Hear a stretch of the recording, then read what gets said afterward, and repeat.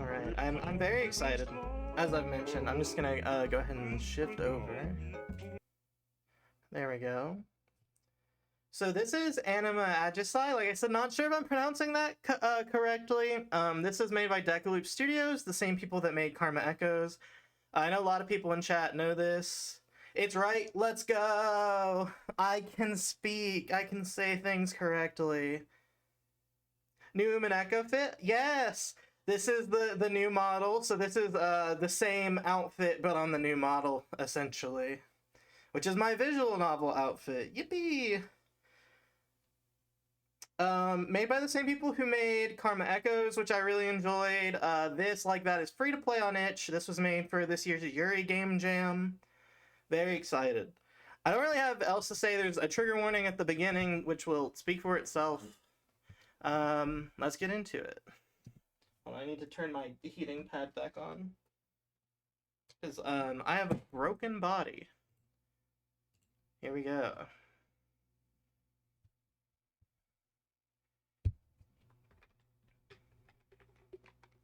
New game, please. Before you start, we need to warn you. This story isn't gentle. It contains violence, blood, trauma, abuse, and themes that can hit hard. There are mentions of sexual violence, child abuse, kidnapping, and death. And choices that can lead to morally gray outcomes. If any of this feels too heavy, it's okay to stop. Please take care of your mental health first. Also, remember, this story changes with your choices, so face it head on, and don't look back. Everything said in the warning. If that sounds like too much for you, you can come back another stream. I'm gonna be playing Dragon Age tomorrow with my best friend, so if you wanna skip this one, I remember the petrified absolutely fine. the wind whipping through my hair, the raindrops on my skin. I remember the loud thumping of my heart, each beat echoing in my ears.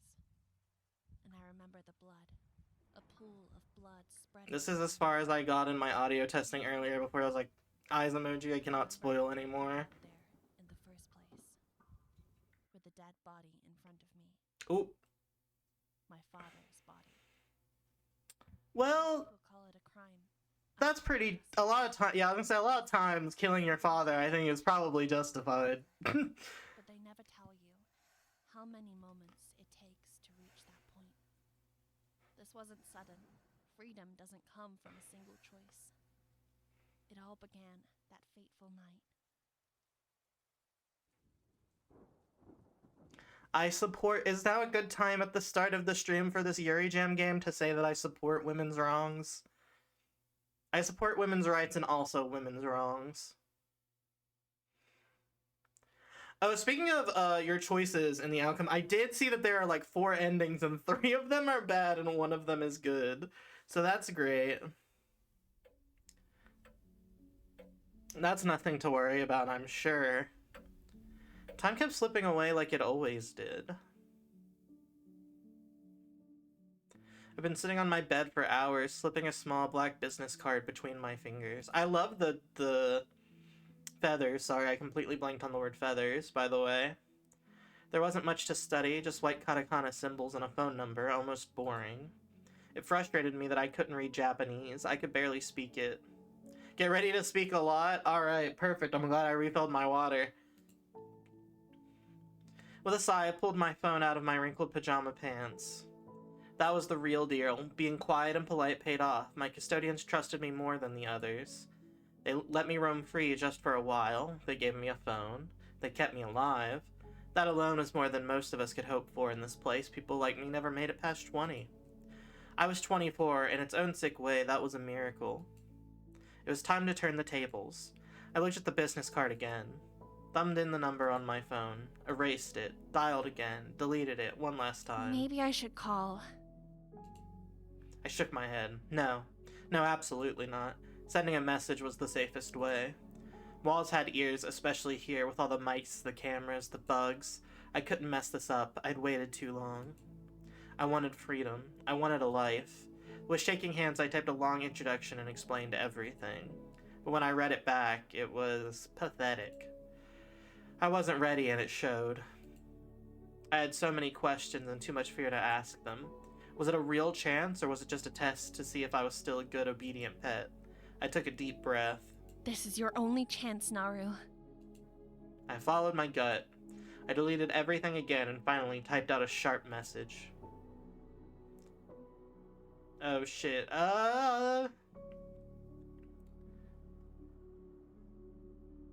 One of these two is what I would like to do, I think. Can I save already? Yeah, let's quick save.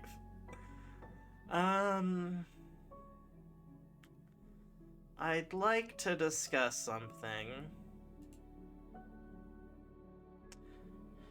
I tried to calm my heartbeat, pressing the phone to my forehead, feeling ridiculous. Seconds passed, seconds that felt like years. Then my phone buzzed and my heart almost stopped. If the choice is good, the game now tells you. Okay, wait, hold on. So,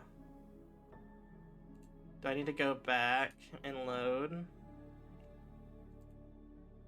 Oh, okay, yeah, the air felt lighter. I see. Okay, nodding. Thank you for the follow. Oh, I missed the follow while I was gone as well. Thank you, Shareboxes here. I'm so sorry I did not tell you at the time. Proposal _ just followed. Okay, we're gaming the system and we're gonna do all the right options. Hello, you're just in time. I tried to calm my heart, pressing the phone to my forehead, feeling ridiculous. Seconds passed, seconds that felt like years. Then my phone buzzed and my heart almost stopped. Without hesitation, I opened the chat. Are you available to speak? Good evening. There wasn't a profile picture, not even a default one. No info anywhere. A very cautious person, a smart one. But it felt like talking to a ghost. We're in ghostception at the moment. And yet whoever was on the other end replied, she's talking to a ghost while being watched and commentated on by a ghost. Ghostception. I was in? Well, go big or go home.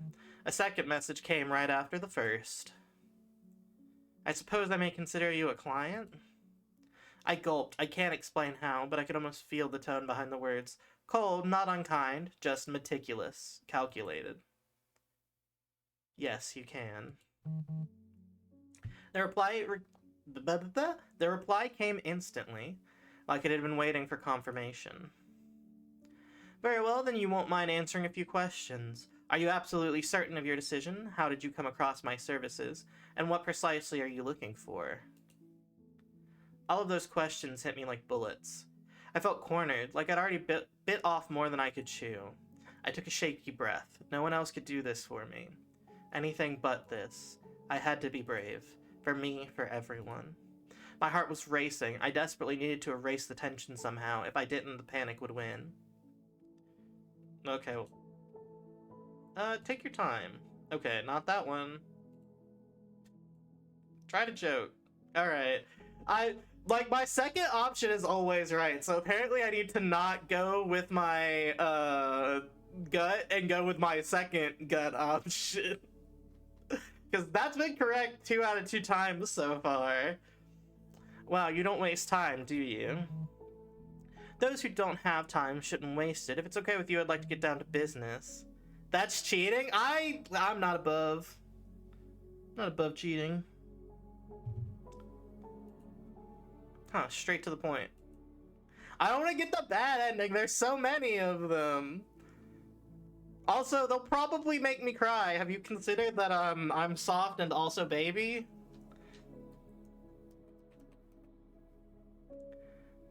I'm a genius and got the good ending first try. Yes, exactly.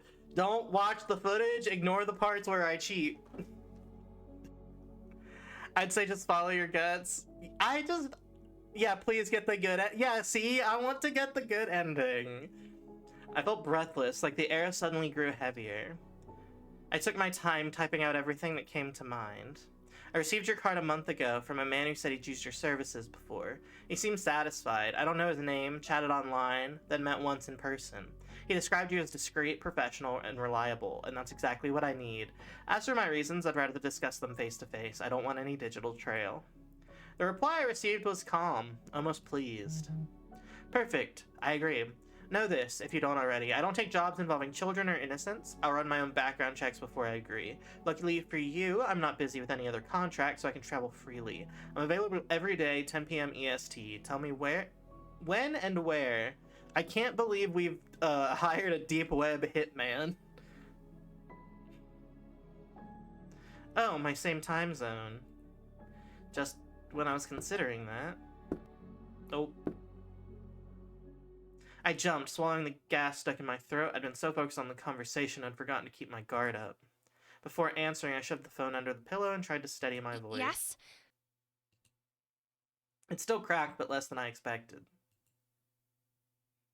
The door creaked open. A silhouette filled the doorway, outlined by the light behind it. The gloves are a red flag. Can I say that? Is it too early to say that? The gloves are a red flag. Why are you wearing gloves inside? That's a red flag. I know that shape anywhere. My uncle, or the gloves, they are! You have good, yes, okay, see, I have good instincts. I know that shape anywhere. My uncle, or at least that's what he insisted I call him. Yeah, that's also not great. I couldn't see his face, but after all these years I didn't need to. My hesitation made him suspicious. Still, he said nothing. Yes, Uncle? I tried to swallow, but my mouth was too dry. Just came to wish you good night, my little one. I hate that. And to congratulate I hate this. Get out of my room. you. You did an amazing job today. Your fans are going wild. I need a different adult. I know our character's an adult, but I need a third separate adult to be in the room. You did an amazing job today. Get out of here. Get out of here. He stepped closer. Maybe he wanted to check what had triggered his suspicion, but he found nothing, so he decided to just caress me and give me a smooch on my cheek. I froze, trying to hide the shiver of disgust crawling up my spine. Me too, girl! Those damp lips uninvited on my skin. I twisted the corners of my mouth into a smile. I really tried. Thanks. That was all I could manage to say. My heart was still pounding like crazy. Liz, I was gonna say, sorry, I got so wrapped up in it. You did a wonderful job on the voice. Very creepy, very good. I do hate this man though. Sorry, not you, but this man. Fuck this man already. That was all I could manage to say. My heart was still pounding like crazy. Can we kill this guy? Yeah, chat. Can we kill this guy? Yeah, he's amazing. His smile felt more sincere than mine, without a doubt. Yet it was emotionless. It'd be like that. The people that the fake forever are so good at it. Once he started walking towards the door, I remember I had to stick to my plan. Uncle, I wanted to ask you something. Oh God. Oh, I thought there was gonna be audio. I picked an awful time to take a drink. He stopped and turned to look at me. Could I go out tomorrow? Filming is until 8, my pet. Gross, don't tell Yeah, me that. I know. After filming, of course. He hesitated. I wonder if I pushed too far. What made me more anxious was the fact that, with the light behind him, I couldn't read his face, a face I had spent years learning to read perfectly. When he spoke, he sounded amused, so maybe I was on the right path. Why? You got plans? I shook my head. How could I? No, I just need some fresh air. I'm gonna go on a walk and hire a deep web hitman. I've been working nonstop for a month, and tomorrow will be the same. I paused. Only if it's allowed, of course. He stood there thinking. It took a while, too long, but at the end... Fine. After today, it's only fair. You've earned it. Get out of here. Get out of my room. But promise me, you won't talk Get to outta here. anyone. Keep your phone with you. What if I want to buy a ringtone sweet on full treat? volume. I have to talk to the person at the If I call you at the and you store. don't answer. Gross. Well, just don't Ew, let me worry that laugh too was much. good in a bad way. A threat disguised as concern. I forced a smile again, trying to sound It casual. won't happen again. I promise.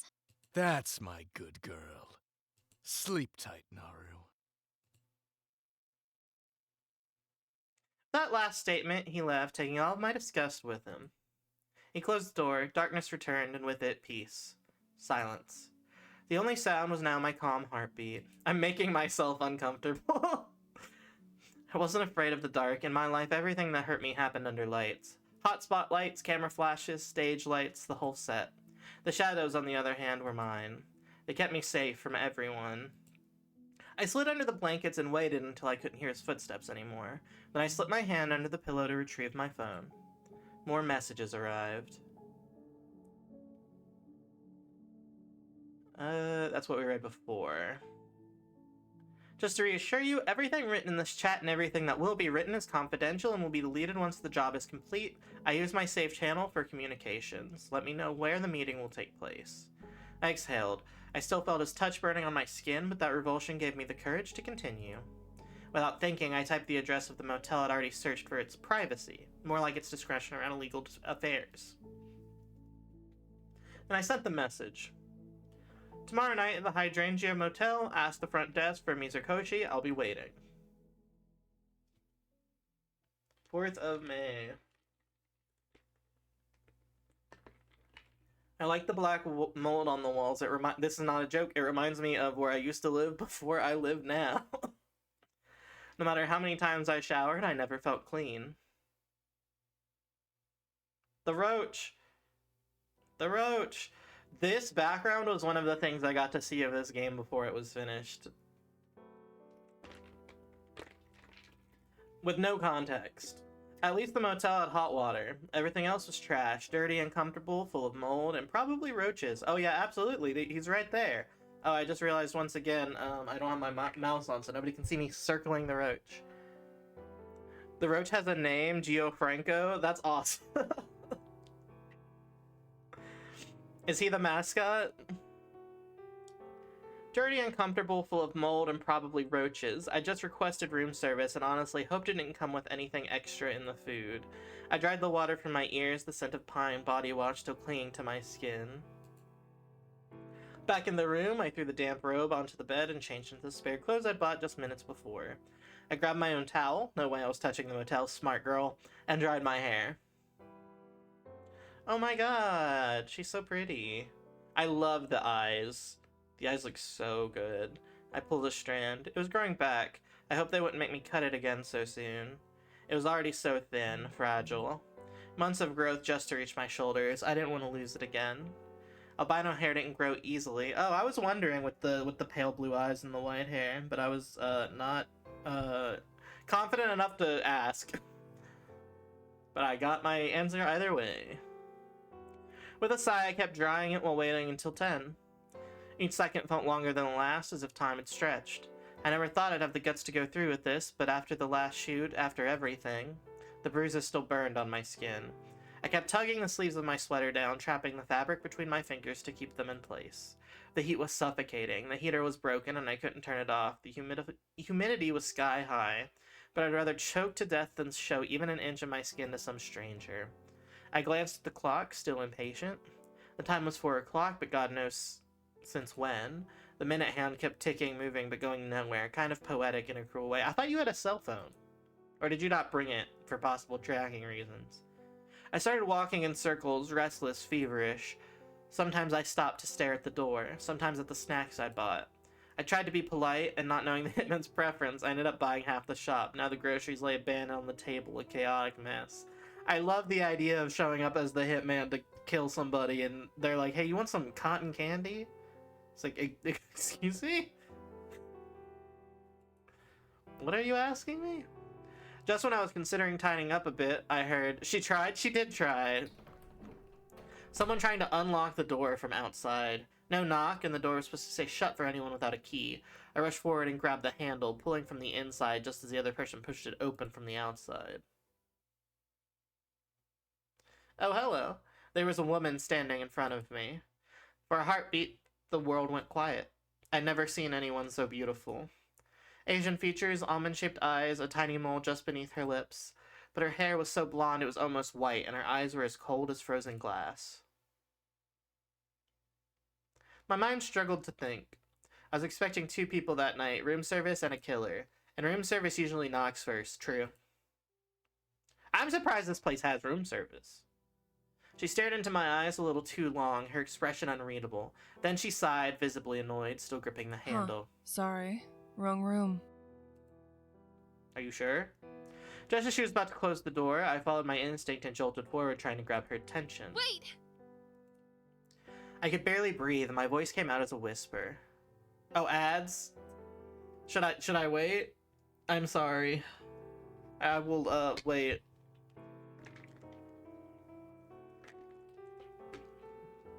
I don't know if it's intentional or not. Okay, back, awesome.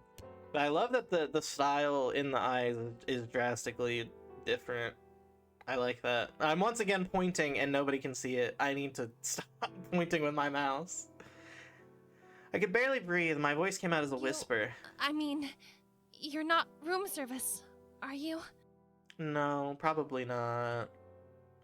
I saw a shift in her expression from annoyed to surprised to amused, all in less than 2 seconds.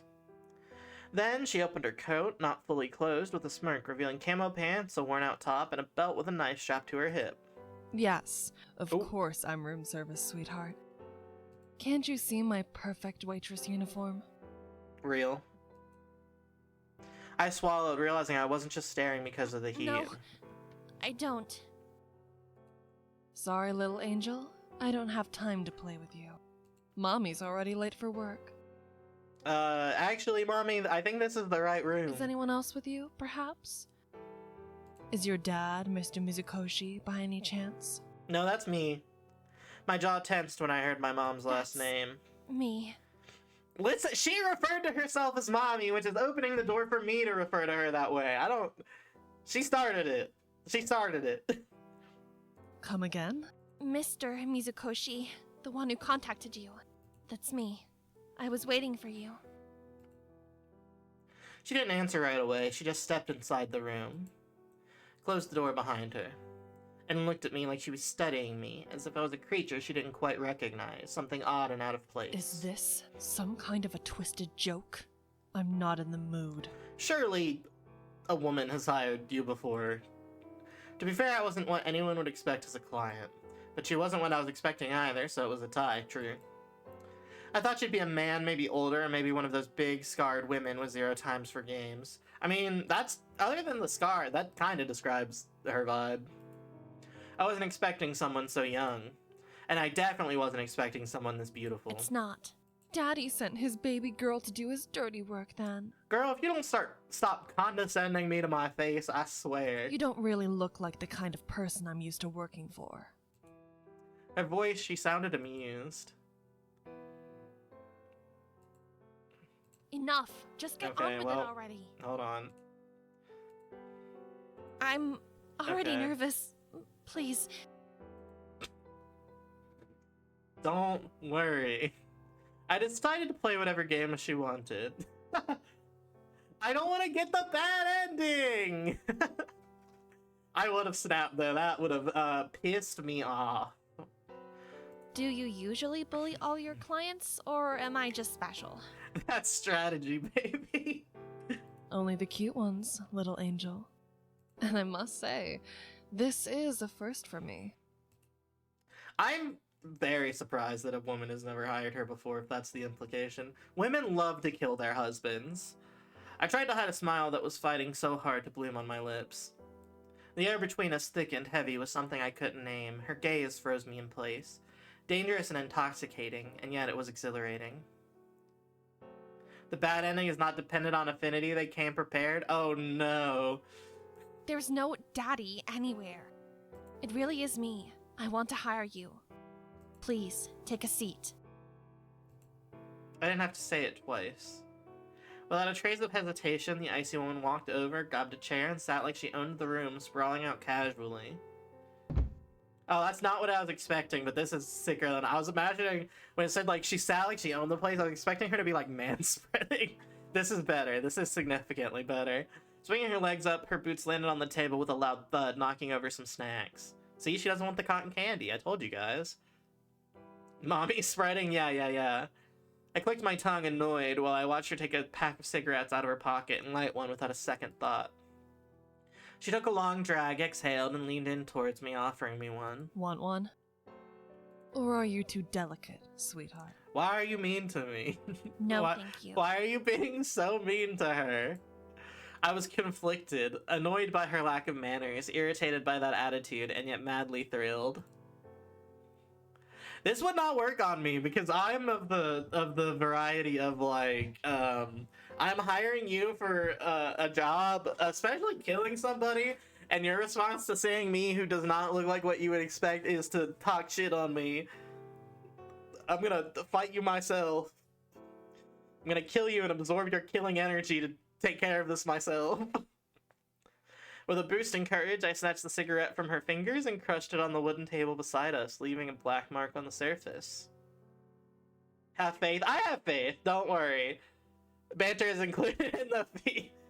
Yeah, we're also paying for her to be mean to us, because some people are into that. That's an extra fee. She glared at me. For a moment, I caught a flash in her icy blue eyes. Murder, perhaps, but something else, too. It stole my breath for a heartbeat, but not long enough to wipe away my newfound boldness. But actually, if I'm being honest, it wasn't the smoking that bothered me. I was used to that. What threw me off balance was her. The heat in the room was oppressive, but I barely noticed it anymore. All I could feel was her. Her presence. She probably didn't even notice how the room itself seemed to bend to her will. I needed space to breathe. I needed boundaries. Let's talk about I need you to business, not if blow don't your mind. cigarette smoke directly in my face. Or is it really that shocking that a little angel like me can actually hire someone for murder? Everyone on this did too amazing. This is great. This isn't a game. I just wanted to be sure that you're fully aware of what you're asking. Never been more sure of something. I caught her attention at least. She took another cigarette, but this time didn't light it, just held it between her fingers. It looked like she was more intrigued by the conversation than by that little habit. Okay, I'm listening. I hesitated. The point of no return. Was I really bold enough to... But on the other hand, what did I have to lose? I took the sealed envelope from the front pocket of my hoodie and handed The it to name her. of the target is inside, along with private details, addresses, habits, everything you need to know. You've done your homework. Impressive. Do people often hire a hitman without thinking very hard about it? I guess so. I guess that's the people that get caught, right? I don't know why I'm acting like I'm an expert on hiring a hitman. I blushed without even realizing it. Do not open it until I say so. Why? Do you need more time to make your decision? Same here. I need more time to settle things on my end. She stood and came close to me, towered over me. I didn't move, even when she locked eyes with me. We had the same eye color, but hers was icy and mine burned with determination. Oh, it's the fire and ice. Point dynamic. Oh, how do I always do this on accident? I'm so good at it. She took the envelope from my hand, examining it skeptically. Give me a price. How the hell am I supposed to give you a price when I don't even know what you're asking for? True, actually. I can tell you're not used to any of this. I would imagine most people aren't. She huffed. Please, at least tell me you used a fake name for the front desk. I blinked twice, caught somewhere between distressed and It's embarrassed. my actual last name. Why? This made her sigh. She closed her eyes and pinched the bridge of her nose. Great. Oh, are you scared of being traced like that? Don't worry. As far as the world knows, I never existed. Her gaze snapped back to me again, sharper this time. And I saw it. Curiosity. Real curiosity. She dropped the unlit cigarette to the floor and closed the distance between us. I couldn't tell if she was studying me or just trying to make me uncomfortable. I do think we could skip a lot of this if, not game-wise, but, like, just, like, if she was just like, read it now, kill him later, and then maybe she could kind of put the pieces together and be a little less, like, of a dick to us.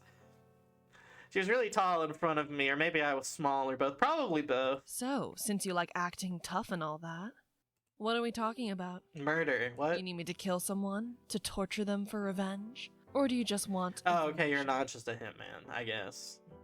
I saw her grinning like she was enjoying the moment. Any preferences on the tools I'm going to use? Be specific, It's in the sweetheart. folder. It's in the folder. If you want me to act, you have to give me more details. I like that I can see the Doritos behind Nari's arm now. And you know, if you share your motive with me, maybe I'll enjoy this work even more. She was toying with me again, and somehow I didn't hate it. A part of me, the part that never had the chance, liked it. After all, I'd never been in a situation like that before. It was overwhelming, but she had me hooked. Murder. One word, a verdict, a curse. I didn't flinch, nor did I look away. Torture is pointless. I won't be the one enjoying it, so it would be a waste of time. Real. That's it? That's disappointing. Oh hey, a cat broke into my room. 1 second. I just thought, I was like, is that a tail I see out of the corner of my eye? And then I looked down, and sure enough, not only is there a cat in my room, he opened the whole door to my room. 1 second, I'm gonna mute while I get him out of here.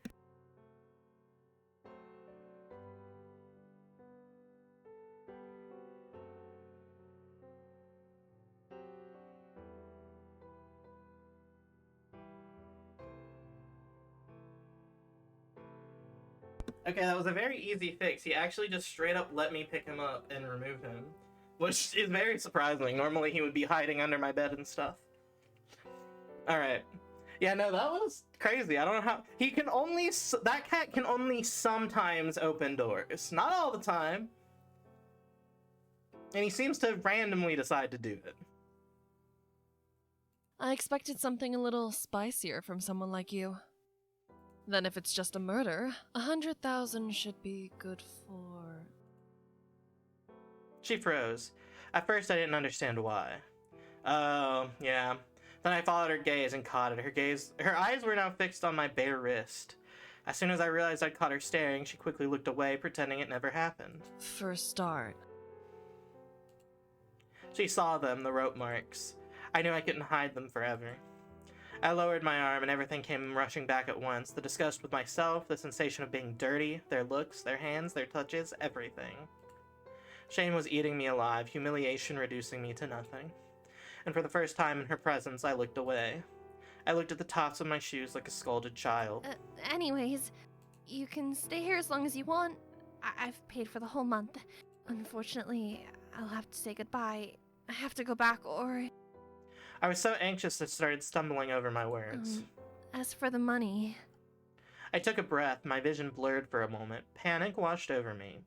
Every instinct screamed to run, to get away. To anchor me to reality, I dug my nails into the soft skin of my wrist, tightening my grip until it hurt. The pain was good. It reminded me of why I was doing all this. There is a briefcase under the bed. The code for opening it is inside the envelope with the rest of the details. It's a bit more than what you asked for, but I'll be happy to leave it as a tip. Real, I would also tip my hitman. I tip my artist, so I would tip my hitman. She felt the change in the air and looked at me, suspicious and curious in her own twisted way. She tried to lighten the mood. What's the matter, little one? Got a curfew? Come on, we both know what's going on here. Don't make that joke. Curfew. I let out a dry, bitter laugh. Yeah, something like that. I pointed at the table and she followed my Eat finger. whatever you want. Didn't know what you liked, so I grabbed a bit of everything. Hell yeah. If you need something more, just leave Sorry, the I'm door looking open. at the table of snacks again, the M&Ms. I'll take care of everything. Damn, girl. You got money. I know she wanted to say something, crack a joke, or tease me like before, but my heart was pounding so fast and loud in my chest, I didn't have time to think of anything else. For once, she stayed quiet. Have a good night. I didn't wait for a response. I turned to leave. Before stepping out, I looked back at her one last time. I wanted to remember it. Her eyes. The way they made me feel. The way she made me feel alive for the first time in my life. Just in case this was the first and last time I'd ever see her. She stayed there without saying a word, hiding a dozen of unasked questions behind that sassy smirk. But in her eyes, I got a flicker of concern. It was so brief I could have missed it. But I didn't. The flicker was the kindest reaction a stranger had shown me in years. The only thing that made my stomach flutter, reminding me that I was still alive. It mattered to me to remember that.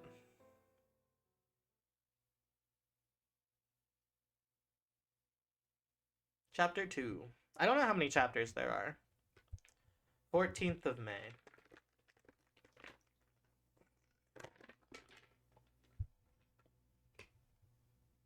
Three? Okay. The digital clock glowed 3 a.m. and I stared at it with my eyes wide open. It was impossible for me to fall asleep. The images from earlier kept looping in my head, burned into my mind. I took a long, shaky breath. Tears were there, but I was too tired to even cry. My body was exhausted. My soul even more so, tired of my life, tired of myself, tired of having been brought into this world at all. I rolled over for the upteenth time, tangled in the blankets, but I didn't care anymore. I reached for my phone, buried under the pillow, desperate for something to ease my mind, but not desperate enough to try drugs like they always tried to suggest to me. I needed a distraction, anything that could erase these thoughts. My sister Luna was the only one who could understand me no matter what. She was always there for me every time, in every situation, always. After all, we shared the same fate. I typed a message trying to sound casual. I know she would understand. I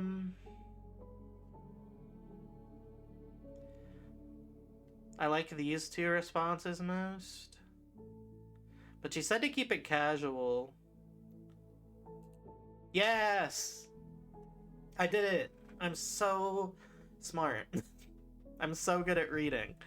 Sis, you awake? Can't sleep at all. Can I come over? I sent a message without reading. My eyes were too watery anyway. I didn't wait long. The reply came almost instantly. Why don't we meet somewhere instead? There's a 24/7 mini market nearby. That wasn't Luna. Oh, fuck. Oh, shit. We texted the hitman? Or the hitwoman? Sorry. This voice line will be my notification. That's pretty good. It was the one with the hitwoman. Yeah. A groan escaped my mouth as I buried my face into the pillow. Oh, come on. You could have just said wrong number. I'd like to disappear now. Thanks. Alright, are you actually going to hire me, or are we just flirting? I tried to ignore the double entendre. As I remembered, she enjoyed teasing, so did I, against better judgment. Remember, you've left me on standby for a week. A week and a half, and forget your services if I die of embarrassment right now. Sensitive little thing, aren't you, little angel? I feel like I shouldn't be reading this. I can almost hear her sassy voice and almost picture her smirk. I feel like I'm intruding. Like, sorry ladies, looking away. And then, before I realized it, I was smiling. The warmth in my chest was almost comforting. It was a first for me. I shook my head, trying to snap out of it. After staring at the screen for far too long, I tapped the call button. I thought the walls had ears. She picked up immediately. Hearing her voice felt like finally breathing after holding it in too long. But I needed to keep my facade. My reply came out as almost a whisper. Could you please stop humiliating me like this? Ooh. Oh, I love her blushing expression on the phone. This art is so good. I was so grateful that my phone wasn't monitored, and thank God I earned just enough trust around here to not be the most controlled one. Still, one wrong move and it would all go to hell, me first. I haven't done a thing, sweetheart. It's all your doing. Uh-oh. Oh, ads? Okay. I'll wait again. I love the rose wallpaper at the shitty motel. I don't know if I just didn't notice it was roses before, or if I wasn't paying attention. Naru is really beautifully drawn. Yes, I love both of them. They are both very, what is the word I'm looking for? You can tell a lot about their personalities based on looking at them. There's a word for that in art, but, I'm dumb. It's fine. I don't remember what it is. I exhaled sharply, half a laugh, half a sigh, but didn't answer. I rolled over, tangled up in the sheets. My ears strained, not just for her voice on the phone, but for any sound outside my room. Why are you making this phone call? It's so dangerous. I'm stressed on her behalf. Like, hang up go back to texting. It's significantly safer, girl. You cannot be doing this. One slip up, tell her, literally, I'm so, like, stressed. One too loud noise and I was done for. You know, Hang up I the still don't know phone. what to call you. You don't need to call me anything. We can call mommy. We've established she goes by that. Your job is to give me orders. Okay, that's kind of hot. That's pretty good.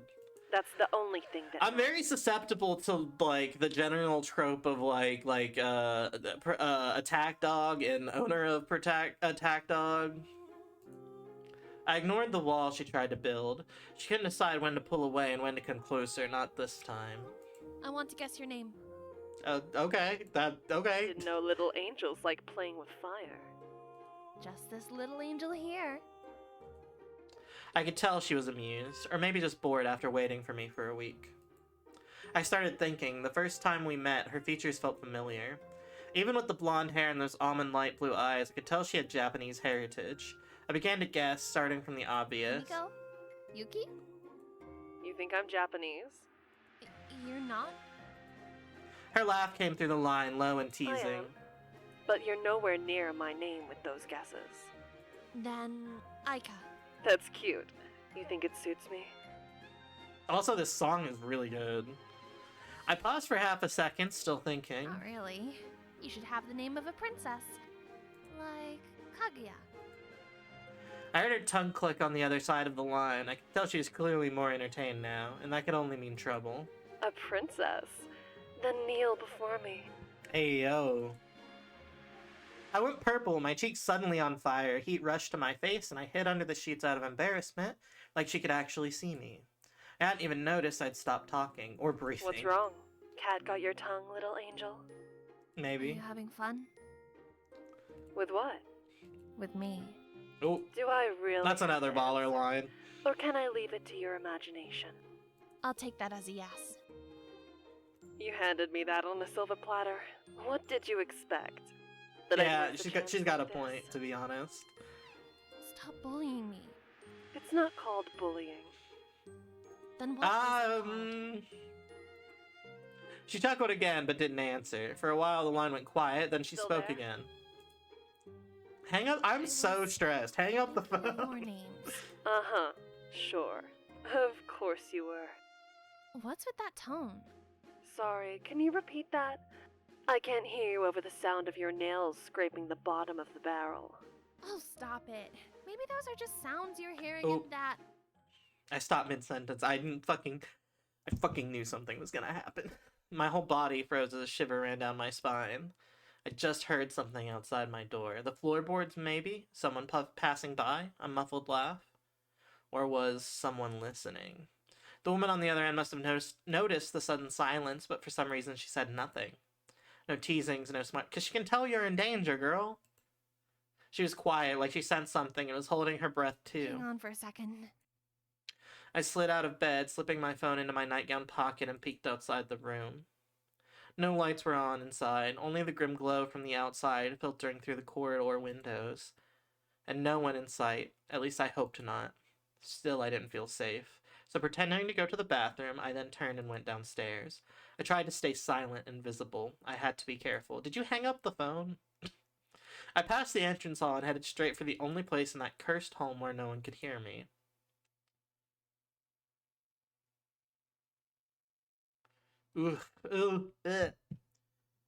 Is now a good time to go on my controversial statement about Ultra Despair Girls being the best Danganronpa game? People who know will know why I'm mentioning this at this moment.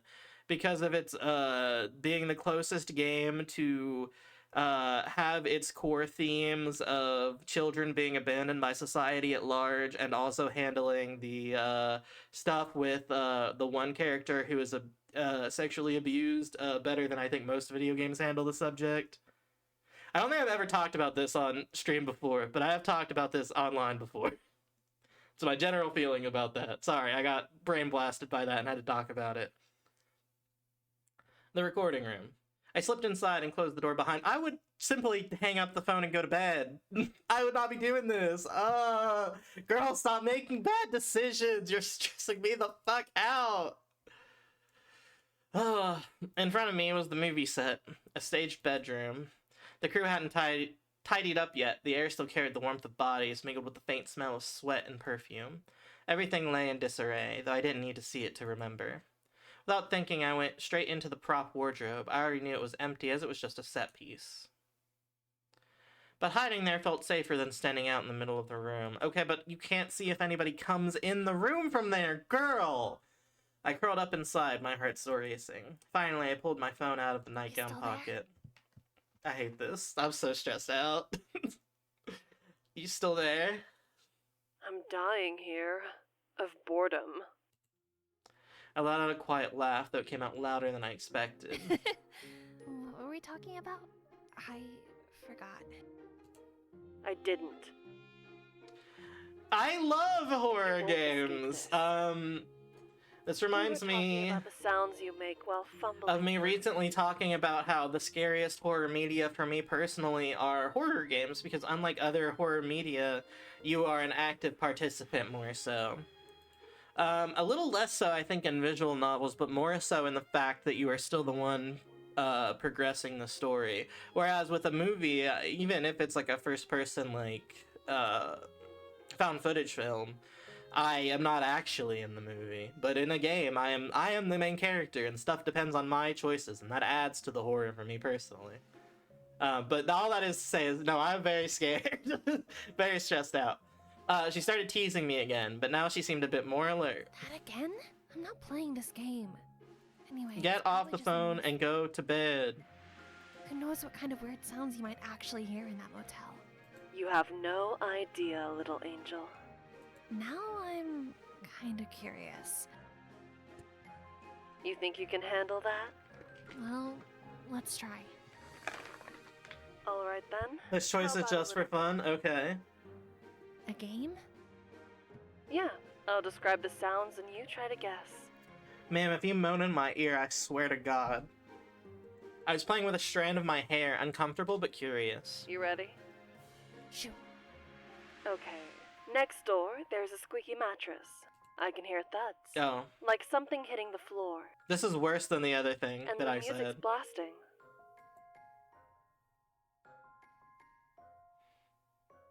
Pajama party. Pajama party with boys jumping on the bed? She laughed softly. Creative, but wrong. It's Dad playing with his daughter. I saw them walk in earlier. That hit Must me. be nice. She probably heard the bitterness in my voice. I was upset and she must have felt it. But I couldn't think about anything else, not when I was reminded of what I'd never had. A family, someone who could love me unconditionally. A normal life. My throat tightened and I clenched my jaw. Sensing the shift in my mood, she started talking again, maybe to help me think about something Ready else. for round two? I don't know. Maybe. This one's better. Upstairs, there are people screaming like banshees. Then loud slapping, and someone yelling, "Oh God," loud enough to wake the dead. I blinked a couple times. She was clearly playing with me, but I didn't have enough proof to corner her. Divine Punishment is really funny, but Exorcism is the answer that I'm Clearly going an to choose. exorcism. Maybe, but it looks like there's a couple of actors upstairs. So wrong again. Well, it's a little angel. found footage exorcism movie, obviously. What's the one that I talked about briefly before? That motel seems horrific. Sorry I put you there. I mean, you did specifically state that when you were looking for a hotel to put her in, you were like, hotel that will overlook illegal activity in your Google search. So, like, I don't know what you were expecting. They claim it's the finest one around here. I'm not sure I can trust them though. You don't really seem the kind of person who trusts anyone in the In your, yeah. We're super getting Ask caught for for a this psyche murder. dog. We put our real name, we Googled hotels that'll overlook illegal activity into Google. We're fucked.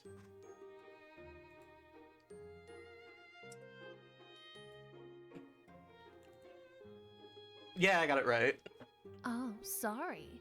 I forgot you bite when cornered. You're not in the position to provoke me, you know. Why? I could take your money and disappear.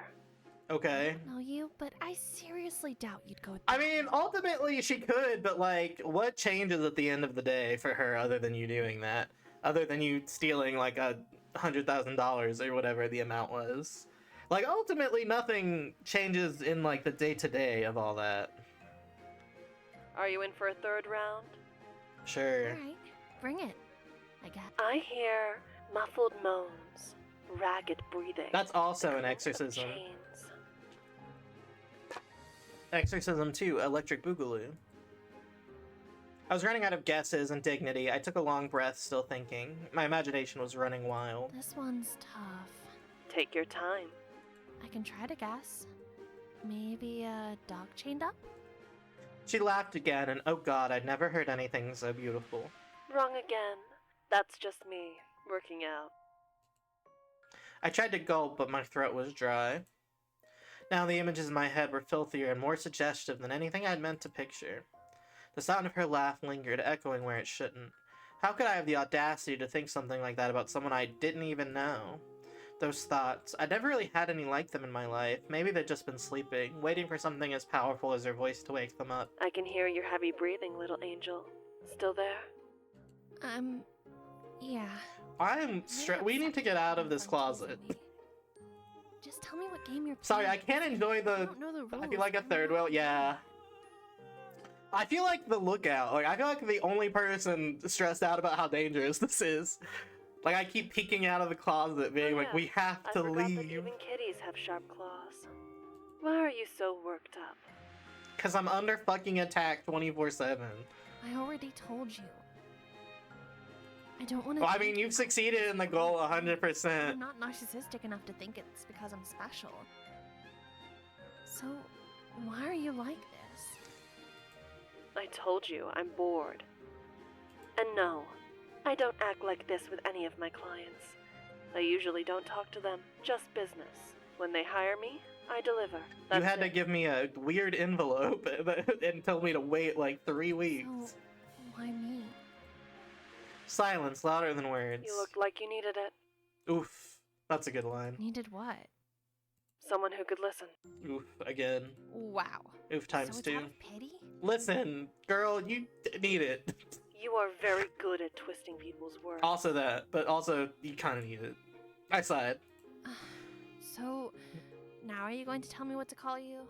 My name's on the business card. It's in Japanese. You are Japanese. Got her. How did she know? Half, and I can't read it. I mean, to be fair, your last name is pretty Japanese. I thought she'd let to hang up, but in the end she didn't. She let me win. Hanoka. Oh! You can call me Hanoka. Hanoka. I take a short breath, chewing my lips. Something told me it wasn't her real name, but fair enough. I'd won. It was like a prize I'd keep like a Thank treasure. you, Hanoka. You're welcome, little angel. We're about to get jumped.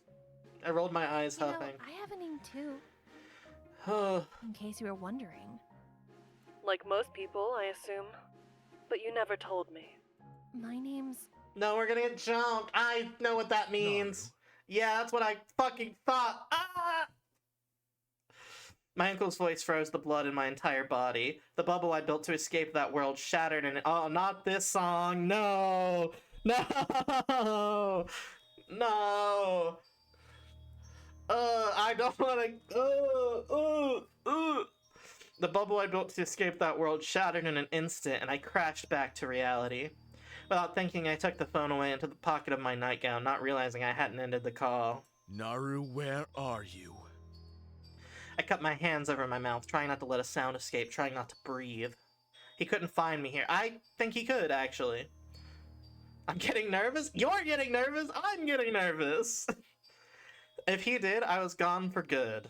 I heard his footsteps. He was searching the room, I knew it. He searched the furniture, ripped the sheets. A chair moved just slightly, but enough to make me flinch. A drawer creaked. My heart thudded so loud I was sure he could hear it. I wanted to disappear, to melt into the wooden wardrobe. Then, there was silence. Too long, too heavy. He stopped right outside the wardrobe. I was shaking so hard I thought my bones would rattle apart. My throat burned because I was trying to hold back from crying. The wardrobe door creaked open, leaning back in my chair. And there he was. His figure loomed in the dark. His silhouette looked warped, monstrous. Everything was so wrong, distorted. There you are, my pet. Sorry. His voice was so cold, sharp, disappointed. I'd heard that tone only a few times before, right when we buried a body in our yard. I felt my bladder give way. The sharp scent of urine filled the wooden wardrobe. What are you doing in here? Having You've a panic been attack. very bad girl. Oh, why is...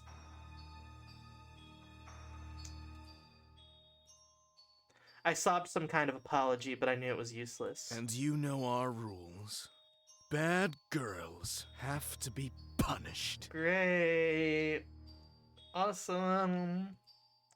I shook my head frantically, pressing myself against the back of the wardrobe, trying to hide in plain sight. God forbid a girl has a hobby. I tried to become smaller until I could disappear into the wood. God, how I wanted that to be possible. I thought maybe if I closed my eyes, everything would fade away. Probably it was all just a nightmare. But when still trembling, I opened my eyes to see if anything had changed. All I saw was his hand reaching for me, and I saw his smile. His distorted smile, the kind that only a monster wears. Please, no. I beg you. But no plea would stop him.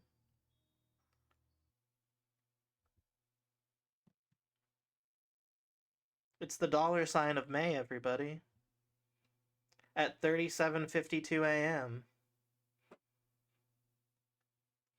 The morphine was kicking in, and I could feel myself slipping away from reality again. It was still better than the pain. Every bone of my body was aching, but I needed to think straight, and that was almost impossible. So I lowered the dose. I don't even know how many hours had passed after that, but at some point, finally, my thoughts started to settle.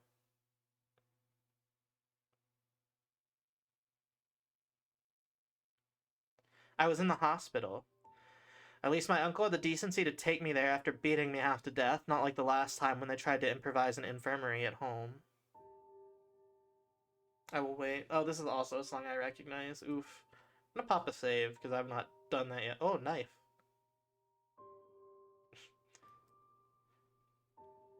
Not like last time when they tried to improvise an infirmary at home. It wasn't out of guilt, I knew that. Yeah, they just didn't want her to die.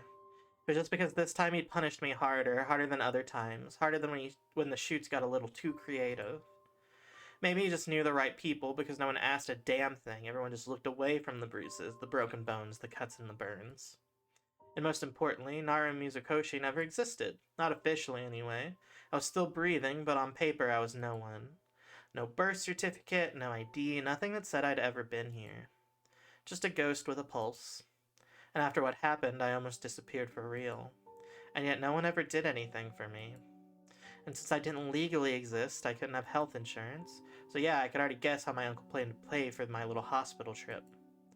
Of all the people they used for their business, I knew I was the most valuable. Too unique, the one who made a lot of money and brought them favors from everyone. I was their golden goose, and they hadn't drained me dry yet. I was always sure they'd never try to kill me until that moment, of course. I let out a breath. I'd completely lost my sense of time. How long had I been lying there? Hours? Maybe days? The thought of having lost so much time scared me. And I was so tired of everything. Well, they definitely stole her phone. I needed a way out. I had a way out. I waited a bit for the morphine to start wearing off. When I felt more in control of my body, I slid my right arm, the one that wasn't broken, inside my nightgown pocket, and there it was. Oh shit, never mind. They're dumb as hell. They're dumb as hell. Let's go. Let's go. Win for us. I pulled it out, held it up to my face, squinting my eyes. One was too swollen, but I could still see. The screen was cracked in more than one place. I pressed the power button, praying there was still some battery left. To my surprise and relief, the screen lit it up. Please tell me my sick ass got in trouble. I have awful news for you, at least at the present moment.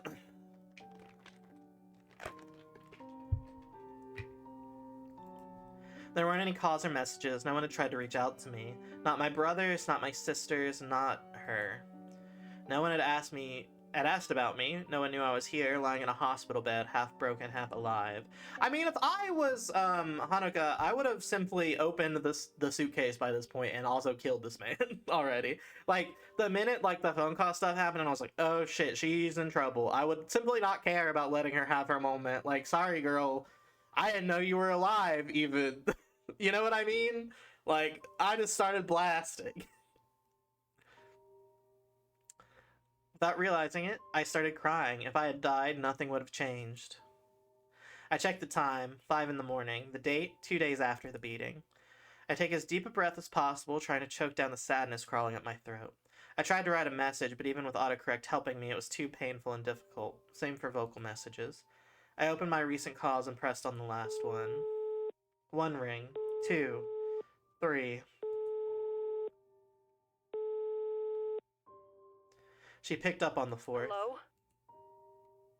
I thought hearing her voice would have helped me, but she sounded suspicious, on edge, maybe even a bit annoyed. Oof, my girl. I'm just so sad. My voice came out hoarse, rasping my throat. She took a breath. Alive? Maybe it was the morphine, but her breath sounded softer, like she was relieved to hear me again. But what she said next was ice cold. At least I still have a client. Good to know. It hurt more than the beating, hearing her voice so distant, so cold. The broken ribs and arm were nothing compared to that. But I knew that I was nothing more than a stranger to her. I'd fooled myself into thinking that her words were actually sincere and that maybe she was different. Even she didn't care. Facing the truth was painful. Yeah, I'm still breathing. For now. I tried to joke, but inside I just wanted to disappear. I wanted to find peace finally. And death sounded like the only kind of freedom left. Are you finally ready? Yes, actually. I thought about our deal while the morphine was wearing off, and I realized that killing someone won't fix my life. It'll still be miserable. I mean, you can kill him and yourself. Not that I think she should kill herself, don't get me wrong. But if she's just like, I'm gonna kill myself, killing him won't do anything. I think there are many other people whose lives might actually be benefited by him being murdered, I think. I think maybe you should think about them a little bit. The small amount of life that still remains me. Keep the money, Honoka. Our deal is over. Good luck with everything. I thought that after my decision, she would have hung up without hesitation.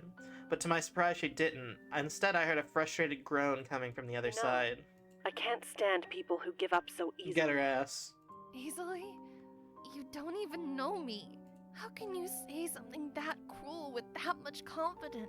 You seem like the kind of person who's never had a problem in their Okay, life. well, that's simply incorrect. Spoiled, full of money, beautiful.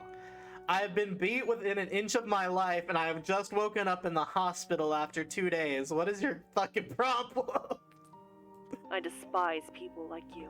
Damn, that's crazy. Just send her a selfie. You're making me angry. Just send her a At least selfie. I know you haven't given up yet. Stop feeling sorry for yourself. Stand on your I'm feet sending her and a fight. video of me doing a peace sign with my broken fingers, and so she can like hear the bones crack as I do it. Stand up? If I still have legs, it's a miracle. The words escaped my mouth before I could stop them. I heard her hold her The breath. noises from the other day. Yeah, it was me getting my ass beat. What did you think it was? I paused. My face went pale, then flushed red. She'd heard? How much? The punches, the kicks, everything, even my begging, crying, and sobbing? I felt humiliated, mortified. As if it was happening all over again. Please, don't even try. The old excuse about falling down the stairs won't work on me. I Even if sighed. I told you the truth. It won't change anything. Just kill him. You don't need her permission. Just kill him. You have everything you need to kill him. At least I'd understand why you're willing to pay that much without batting an eye. Yeah, I kept the money and I killed him for me. I decided it would be a fun vacation thing to do while I'm in your city. And I'd agree. People like him disgust me. I know, just started doing charity work. It'll get Yeah! worse. It's almost Xmas! Yeah! It is! Perfect! You really think I enjoy this? That I choose this life willingly? Start dressing up like Santa Claus. This is just recreating the plot of Silent Night, Deadly Night, I think. But, Even you don't know anything about me, little angel. I stopped talking. I was so tired of playing that game, the game of who's been hurt the most in life. It's true. Trauma Olympics never helps anybody. I knew we both had our traumas, but unfortunately our ghosts didn't work well together. She didn't end the conversation, even though she was clearly upset about it. Why was she insisting on talking to Was me? he your boyfriend? Worse. The idea alone made me wretch. God, no. Then your dad? Even worse. Sort of. Sort of a dad. It's complicated. He insisted I call him uncle, but biologically, he's my dad. What a disgusting kink is that? So that's why you have daddy issues. Jesus Christ, maybe don't just hit it with that. She was teasing me, trying to lighten the mood, but it didn't work very well. You don't have to talk about it if you don't feel safe. I need you to kill him. I need you to kill my dad, Uncle, please. It's not that. It won't help my situation. Nothing will. Where are you right now? In the hospital. Hospital. Do your legs still work? Great question, actually. I checked to see if I was able to move them. I had no problem doing that. It seems so. Yes. Then get up and run away. Okay. Ugh, they'll track me anyway. When we went last time, I went home late. They decided to implant a microchip in me. A microchip? What are you, a dog? That's a really shitty situation. My life has always been Where did they one put the shitty microchip? situation after another. We might be able to solve this, Me. unfortunately, but quickly. You gave me hope. Hope that maybe something could have changed. Like, is it just in a finger? Because, like, losing a finger sucks, but there are also worse things that if you don't lose that finger It could lasted happen to just you. a week and a half, but it was so soothing. Thank you. Stop talking like you're already dead. I'm still alive, but it won't last much longer. I'm gonna kill your uncle, Dad, don't worry. And besides, don't you remember? I don't exist. But you do. You're breathing. You think. You're talking to me. I bet there are people worth living for. People who love you. I stopped talking and started thinking about what she just told me. Tears slowly dripped down my chin. Yeah, actually, so many people love me I unconditionally. also love how she's having none of that. People who know every inch of my skin. People who think about Oof. me during the day and admire me at night. They follow me on their phones, maybe while sitting at dinner with their families, scrolling through my videos between the first and second courses. Or maybe they watch the shoots live, secretly, in the quiet of their bedrooms, because doing it in public would be risky. Their glasses might reflect photos of me from when I was still a kid. Stop right there, little angel. Don't. Yes. The voice acting, very good. Oof. I sniffled. I couldn't stop myself. I tried to breathe. I tried not to cry. Sorry. Didn't mean to make you pity me. I just needed to share it with someone, so at least one person could remember me when I'm gone. But remember me differently than the others will. Maybe with my clothes on. Don't say that. I must say, you're one of the few people I've interacted with beyond the usual get on your knees and suck it, bitch. I think I can be happy about it. Thank you, Hanoka. On the other side, I heard her gag. Kiara knocked it out of the park. Absolutely. If you were trying to make me puke, you did a really good job. I too have been making a lot of gagging noises while That's playing this game. disgusting. Stayed quiet for a couple seconds before she started talking again. She's following, Is there by the way? material Hell yeah. On the dark web? Most of it, yes. Thank you to her and everybody that's come out from the game. I really appreciate it. There's also a website with my stage name. Good to know. Be sure of one thing. That website won't be around much longer. My Hitwoman has connections to the FBI? Both the protagonists are voiced by the same person? Oh yes, I think I remember you telling me this. I would not be able to tell by listening alone. A very good job.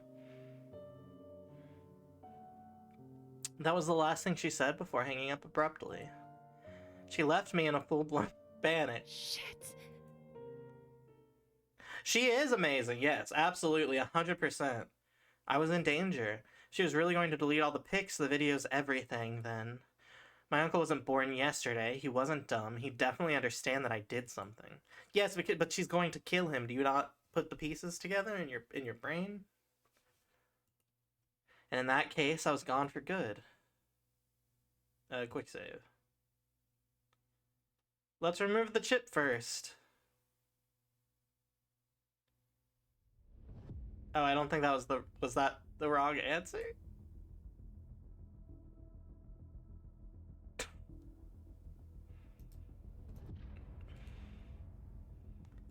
No, I want to load that.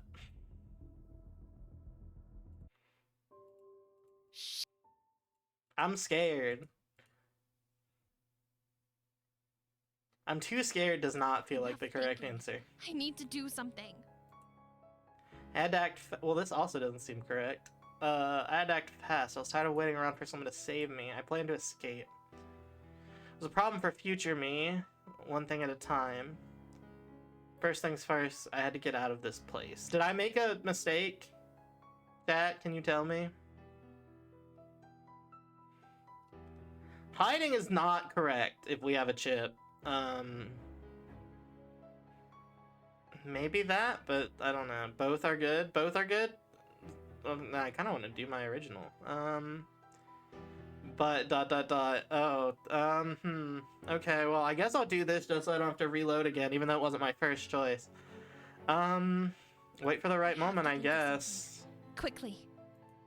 I listened carefully. The door was half open, and from here I could see the shadows of people walking by, hear their footsteps, and roughly figure out what was happening outside. Then a woman's voice echoed from the corridor. Without thinking twice, I sighed loudly, hoping she would hear me. The nurse came in almost immediately. Are you okay, dear? Do you need something? I coughed, trying to look in pain. It wasn't that hard, considering I was more broken than healthy. I would really love a cup of water right now. Could you please get me one? Of course, darling. Just give me 10 minutes and I'll bring it to you, okay? Thank you. You're really sweet. Of course, darling, of course. She left right away. I waited a few seconds, listening closely as her footsteps faded down the hallway. Then I got out of bed, moving as quietly as possible, and pushed the door just enough to peek outside.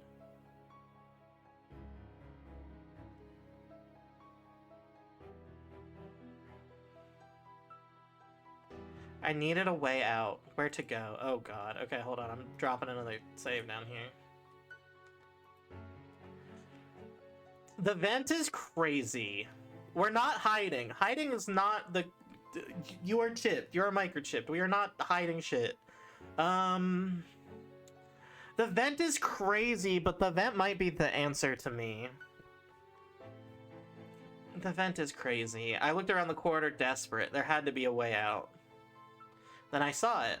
An air vent low on the wall. It was small, ridiculously small, but so was I. I pushed the bed closer, the wheel squeaking just enough to make my stomach twist. Every sound felt like an alarm. I climbed on it, my ribs screaming as I bit my lip and ignored it. The vent was just above my head. I slipped my fingers under the edge and started prying. One screw gave way, then another. Perfect. In less than half a minute, it was already completely off. It took a...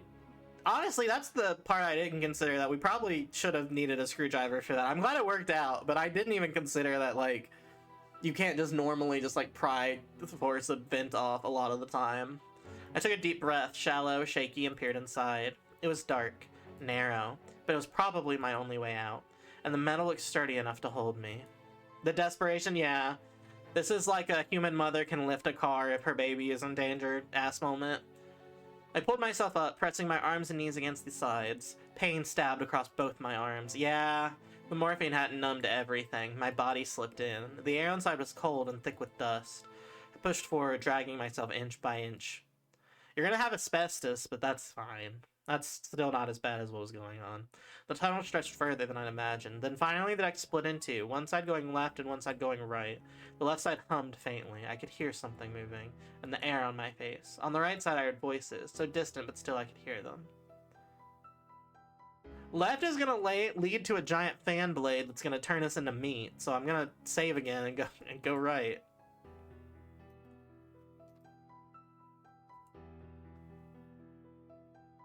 I tried the right side first.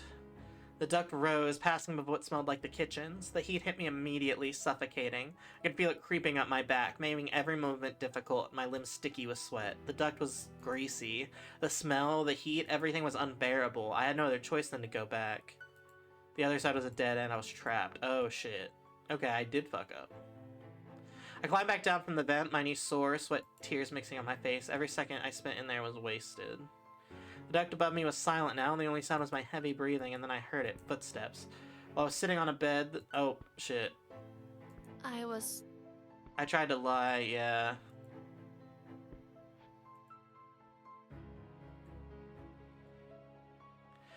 Sorry, I'm not reading because I don't want to die here.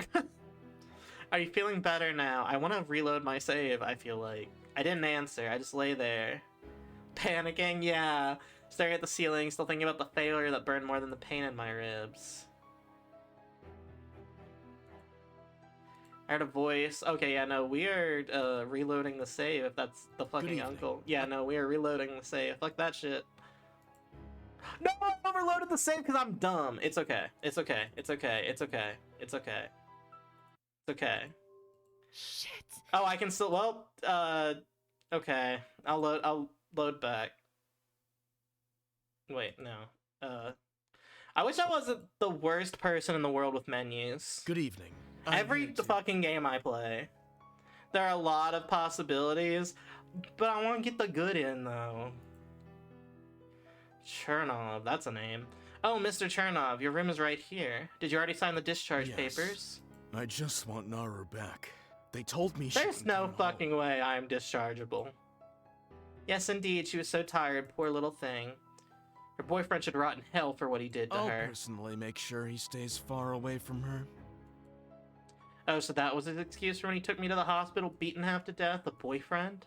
The thought alone disgusted me, but it wasn't the time to think about his lies. I had to act, and act fast.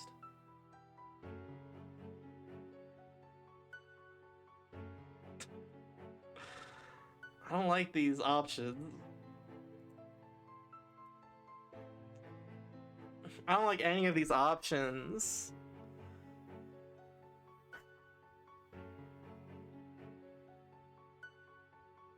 I'm thinking, sorry, chat. Wardrobe is like immediately first place they're gonna check. I don't really know what hiding behind the door will do for us, both because I don't know if Sharebox is still here, but I don't think hiding behind the door is a good option because one, there's a fucking window that I'm looking at with my eyeballs, but also other than attempting to run past him, which I don't think we can do in our connection, that's not gonna do much. So I'm gonna hide under the bed, but that also feels fucking bad. Also, I love this wallpaper. Sorry, I forgot the word on that computer. I looked around. I didn't have time to think, to plan. I followed my gut, and my gut said go under the bed. Without hesitating, I dropped to the floor and slid under the bed. The sheets brushed against my face, and the floor was cold against my skin. Dust filled my nose. I tried not to sneeze, biting my lip until it hurt. I'm so fucking stressed, guys. Then footsteps. They entered the room. Where is she? Oh dear God, she was right here, I swear. She's probably just scared. Check everywhere. Their shadows stretched across the floor, cutting the light in two. Stop making me say it out of fear. I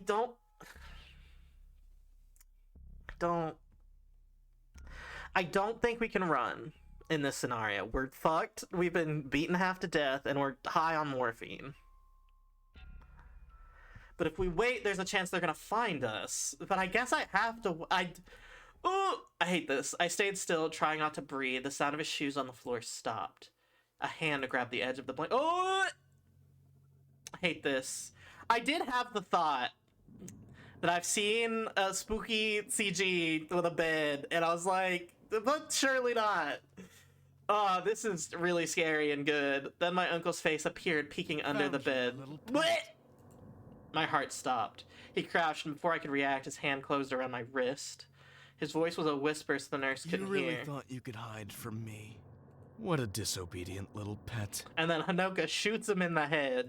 You can't run from me, Naru. This CG is so Not good. now, not ever. He dragged me out, his grip like iron. No screams came out of my mouth, only a gasp.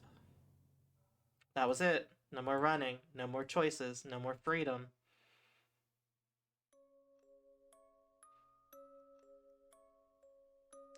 No! No, it's not fair! Okay. Let's, load. Let's try this again.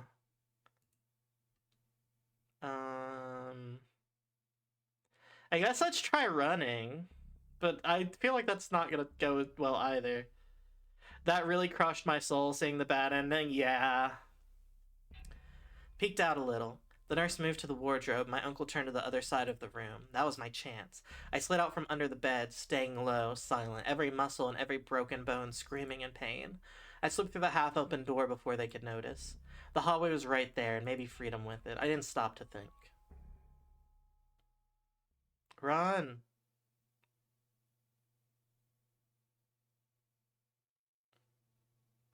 They didn't realize immediately what had happened. When I was outside the room, I checked for a lock. It was there. I closed it without thinking.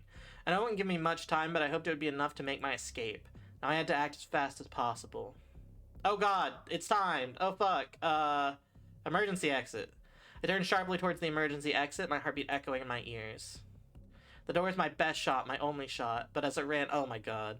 A janitor suddenly pushed a cart out from the side corridor, blocking my way. The wheel squeaked as I gasped, wasn't expecting it. Continue running.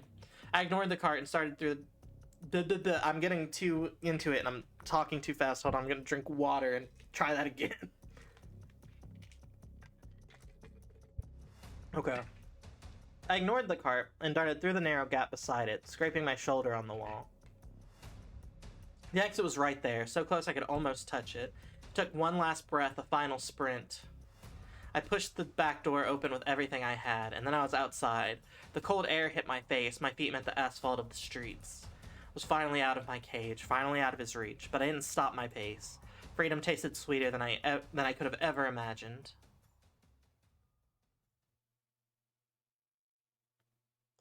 I didn't realize I'd collapsed until I found myself staring at a ceiling I didn't quite recognize. Someone was watching me. Or maybe more than one person? A silhouette leaned forward, hesitant, unsure. A warm present, but distant, like in a dream. My vision was blurred, my head spinning, colors smudged together, and the room tilted every time I blinked. I was completely exhausted. I couldn't tell how long I'd been unconscious. But I could tell there were two people talking, discussing something that sounded important. Their voices overlapped. Dunno. Don't the trouble. Okay? Not for a stranger. Did you see what they did to me? There was tension in their tone, frustration. Then a sigh. She's not just a stranger. Her voice, familiar, warm, impossible to forget. I recognized it. Hanoka. She's a fighter. It's gonna be crazy if that's actually her name, because I know she's like, I don't think that's her real name, but I think it'd be sweet if it was her real name. I don't think it's gonna be her real name, though. After that, everything was even blurrier, even more distant. I was slowly slipping away from reality. I felt myself floating, weightless and cold. I passed out. Oh my god, we made it to chapter 3! Let's go! Yeah, we still have a tracker in our body somewhere. For the first time in my life, I started dreaming. It wasn't something definite. Colors, sounds, shapes. Everything just mixed together as if poured onto a canvas by a crazy painter. Thank you, thank you.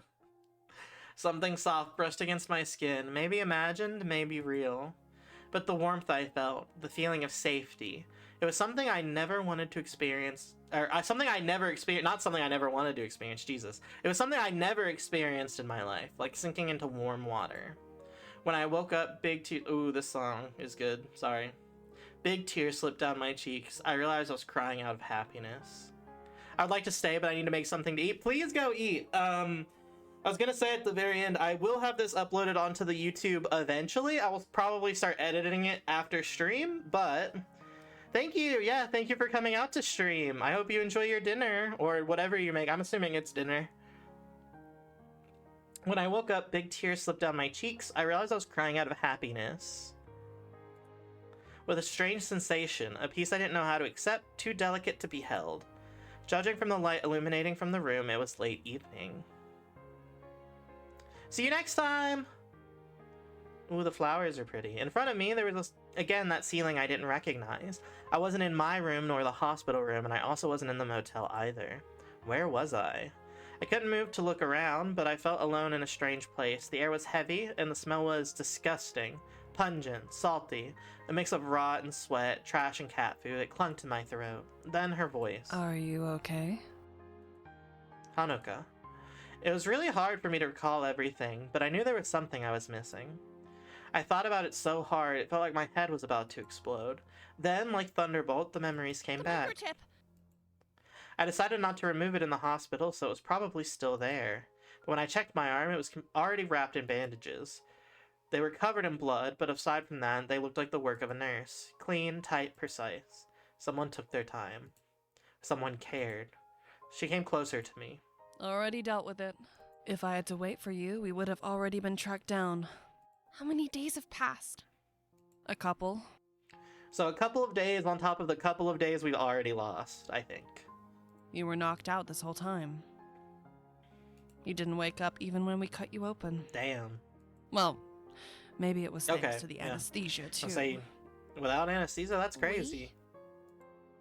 She realized she said more than she should have. Her eyes darted away. Never said we. Okay, well, you You super did. Stop gaslighting me. Thank you, Naru. I was about to say that same thing. Let's just say I needed a hand. Caught in a flavor. I could have done it easily alone, but Let's just say you needed your emotional support blanket. Yeah. Don't worry, I won't laugh. Even tough people can be soft inside. She looked at me half amused, half shocked by what I'd just said. She tried to hold in a laugh. you never shut your mouth, right? You say exactly what you think. Never. She shook her head, lit a cigarette, and started smoking in silence. Something unreadable showed behind her eyes. Why don't you rest a bit more? You still have broken bones and all. Did you check? The chart in the hospital said enough. Yeah, you don't heal broken bones in like 4 days. You stole it? That info is online, too. Is I it? have Oh, my well, I guess, methods. yeah, hospital database. You getting into that is more The weird. same ones you used to delete my content from the web? Are you just actually like an FBI agent or Sleep something, well, lady? little angel. Rude. I was just talking. And I don't want to talk anymore. This whole time, she's actually been an FBI honeypot for people hiring hitwomen and hitmen, and actually just decided to use her FBI powers to interfere on Naru's case instead of arresting her for trying to hire a hitwoman. But you're still doing it? She laughed, even just a bit. That would be a good twist. Her expression softened for a moment. You look tired. I'll close my eyes for a bit then. I'll entrust myself to you. How lucky. I tried to fight against the exhaustion, but I was too weak after everything that had happened. I held on for a moment longer, but my body gave up before my mind could. The world faded, and I was engulfed by darkness again. I don't know when I woke up, but when I finally managed to open my eyes, it was late evening. The light filtering into the room was reddish and pink somehow, creating a strange contrast with a terrible smell. My head was still foggy. I sat up. Last time I tried, I wasn't able to, but somehow the pain was bearable now, even if my ribs protested. I'm very lucky. I've never had broken ribs, but I have, fractured my ribs before binding unsafely as a teenager. And that still sometimes hurts. I was alone. No one was with me, and that was uncomfortable for some reason. The silence felt too big. But it gave me the chance to look around. I don't know where I was. Dust coated everything. Crumpled papers, old cans, stains whose origins I didn't want to guess. Broken ribs are the worst from what I hear. I can only fucking imagine. Even what I did to my ribs fucking hurt awful. And like I said, I still sometimes have random rib upper chest pain that I associate with that because I don't know what else it would be from. So I can only imagine how much worse having actual broken ribs are. It looked like nothing had been cleaned in months. Oh, clay or heart emoji. A slow drip echoed from the sink under the window. Wooden boards covered the door on the right, and another door stood waiting in the back of the bathroom, judging by the sign hanging near the entrance. They are not broken, they are... fractured? Cracked. Cracked, yeah. Cracked ribs. The only thing that looked remotely alive and beautiful in all that mess was the cat. Hell yeah, kitty! A little one curled on the table next to a bowl of food and water. When it noticed me, it lifted its head and let out the cutest noise, completely at ease with the ruin around it, like it owned the whole place. Yeah, this is the cat's house. Honestly, the place seemed like an abandoned building. Only homeless people could live there. Or someone on the run with nowhere else to go. I tried to hop off the bed, but it was still difficult. My ribs hurt more than I wanted to admit. Just when I was about to try again, I heard muffled voices coming from under me. The cat jumped off the table, and a trap door opened so close to the bed. Hanoka's face appeared in the frame. She looked surprised, and she wasn't alone. Like I was saying, The other voice was trying to recap a conversation they were probably having, but Hanoka was more focused on me. She froze mid-movement, her eyes widened just a little. Oh, little angel. You're awake.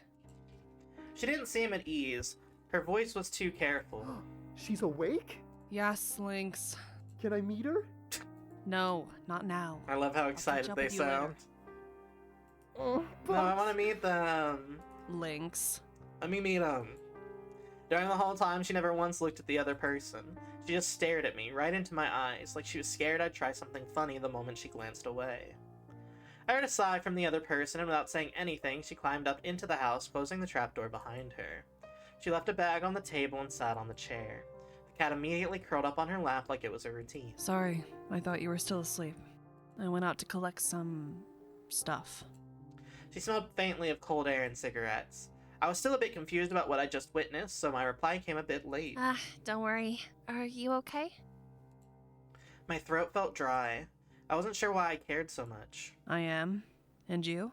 Because she saved your life. What the fuck do you mean? I Sorry. took some painkillers and some food, if you can call it that. She dumped a pile of snacks from her bag, letting them spill across the table. It hit me like a flashback, and I couldn't help but laugh. My stomach twisted with Are hunger. you trying to repay the favor? An eye for an eye, a snack for a snack? I tried to, borrow something from a shop, but I just couldn't. So I asked Lynx to help me with some vending machines. Help you? Did you kick open a vending machine? That's hilarious to think about, A actually. nerd like them? Oh, no, not at all. And before you ask more, I won't explain myself. I want to learn how to hack a vending machine. That sounds awesome. She came closer and dropped a bunch of snacks onto my lap. Eat. You need it. If you turn to the side, no one is going to see you. Her tone was teasing, but her eyes softened for a Ha second. ha ha. Very funny. But I'm actually really hungry. I bet. The last time you ate was probably 4 days Oof, ago yeah. in the hospital. I didn't even think about that. I don't remember eating anything in the hospital.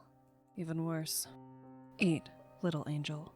Have I told the story on stream about when I was in the hospital during COVID due to stroke-like symptoms, and they didn't feed me, like, the entire time I was there, and I was too scared to say anything, and I just, like, straight up did not eat for, I think, about 4 days, and my brother was like, "You're going to teach them that they don't have to feed trans people." Yeah, I've got really bad anxiety, and so I was in the hospital, admitted, by myself, and the first, like, night I was there, I wasn't allowed to eat because they, like, didn't know what was going on, they were doing tests and stuff, and then I remember the first day passing, I was like, well, maybe I'm still not allowed to eat, you know, that happens, and then, like, more time had passed, and I was like, I'm just scared to, like, ask the nurse if I'm allowed to eat, and it's like, worst thing she could have done is say no, but... yeah, so I just didn't eat the entire time I was in the hospital. And it turned out that the reason I had a stroke-like symptom is because my blood was too thick, and I had to go get, like, a huge container of blood taken out, because my hemoglobin or something was, like, super high. And I got better. It doesn't happen anymore, at least not recently. Because of the testosterone, that is what they assumed, but my doctor told me that the level of testosterone I was on would not cause that problem, and the blood specialist I went to was super transphobic and refused to even test me for anything else, and was just like, it is the testosterone, I don't care what your other doctor says, and I was like, okay. So then I got the blood drained the once, never had the symptoms again, never needed to go back. I see a different T doctor now, but, like, I didn't have issues I didn't change my dose, and I didn't have issues after that, so who knows really what happened. I'm just glad it hasn't happened again. I didn't wait for her to repeat herself. I stuffed my face with everything I could think of. She watched me, a bit worried. Then I realized that all that food was probably supposed to last us through the week. I was really starving. I'm gonna quick save. Okay, good. I made the right choice. I looked at her, half a sweet stuck inside my mouth. I bit into Wanna it. share? I'm still hungry, but I think it's better to save something for later. Why? I have a feeling you don't get a lot of chances to gather food, so this must be a really festive day for you. Why did you? Where is the money we gave her? Also, she tried and failed not to Yeah. smirk. Kinda. Thanks for the food, anyway. Is she morally not touching it because she hasn't killed the uncle yet? Which I guess would be fair, but also I feel like in this situation, touching that money is fine. After I decided to stop eating, she handed me a painkiller and a bottle of water. I felt a bit better.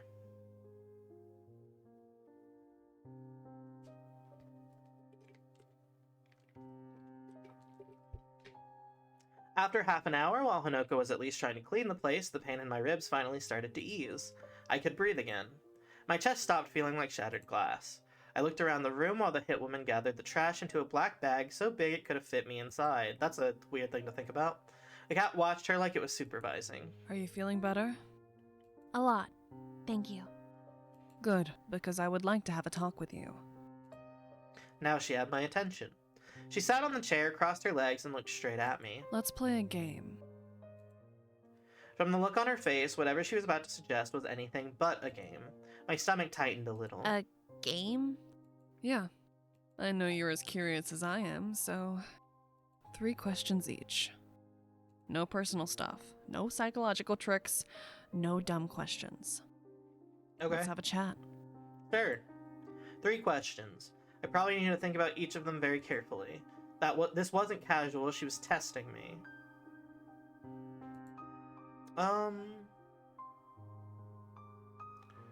Why did you save me?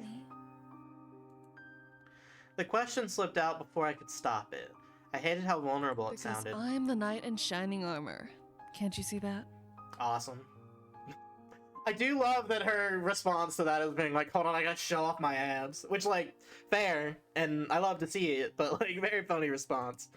And she gestured vaguely at her outfit once again. Not funny.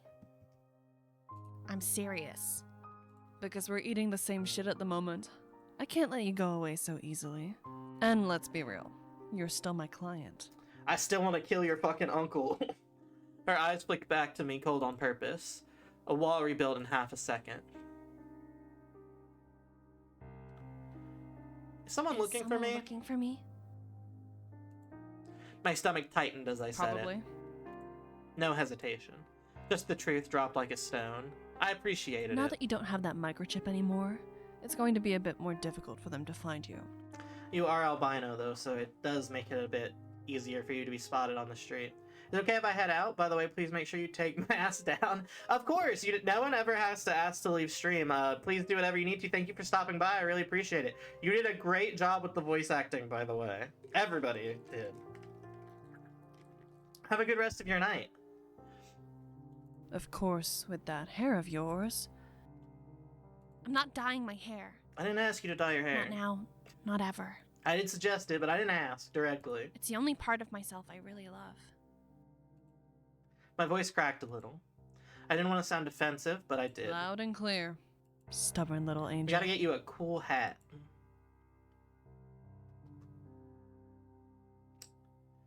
I feel like asking can I trust you is, like, disrespectful. I do trust her, at least more than literally anybody else. But I don't think she's gonna answer where are we, and I don't think she's gonna answer who the person from before was, so. Can I trust you? She didn't even Of hesitate. course not. Oh, I just told you. No dumb questions. real. Why didn't you let me die on the street then? The silence after that felt sharp. She looked like she wanted to escape all that Next. nonsense. Okay, a dismissal, but not an answer. Are you finished? 1 second. I'm going to do something. Okay. I'm back on the game. Her eyes narrowed like she already knew the answer. You said 3 questions, so... That's true, that was 3 And questions. it's really strange you're actually sticking to that. Can I go on then? I'm good at boundaries. No. No, it's my turn. I have autism, you give me very strict rules and I follow them. What's your problem? Figures. I sighed, but something inside tightened. Curiosity, dread, maybe both.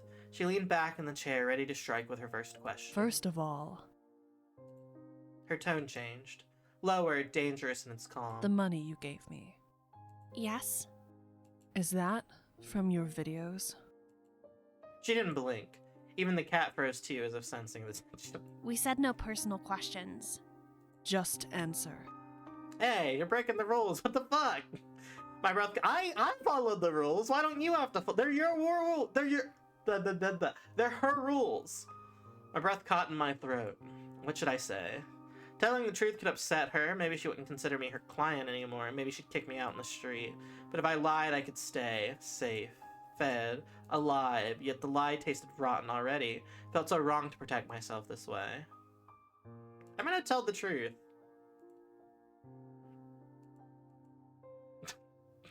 Sorry, I had to click 8 quick saves because I'm really anxious about this decision. A quiet crack? Yeah. Was that right? It is. That felt bad. That felt like a bad thing. Of course. That felt like a bad thing that I did. I won't touch it. Her voice was flat, but once again not cruel. More like she'd expected this answer. Why?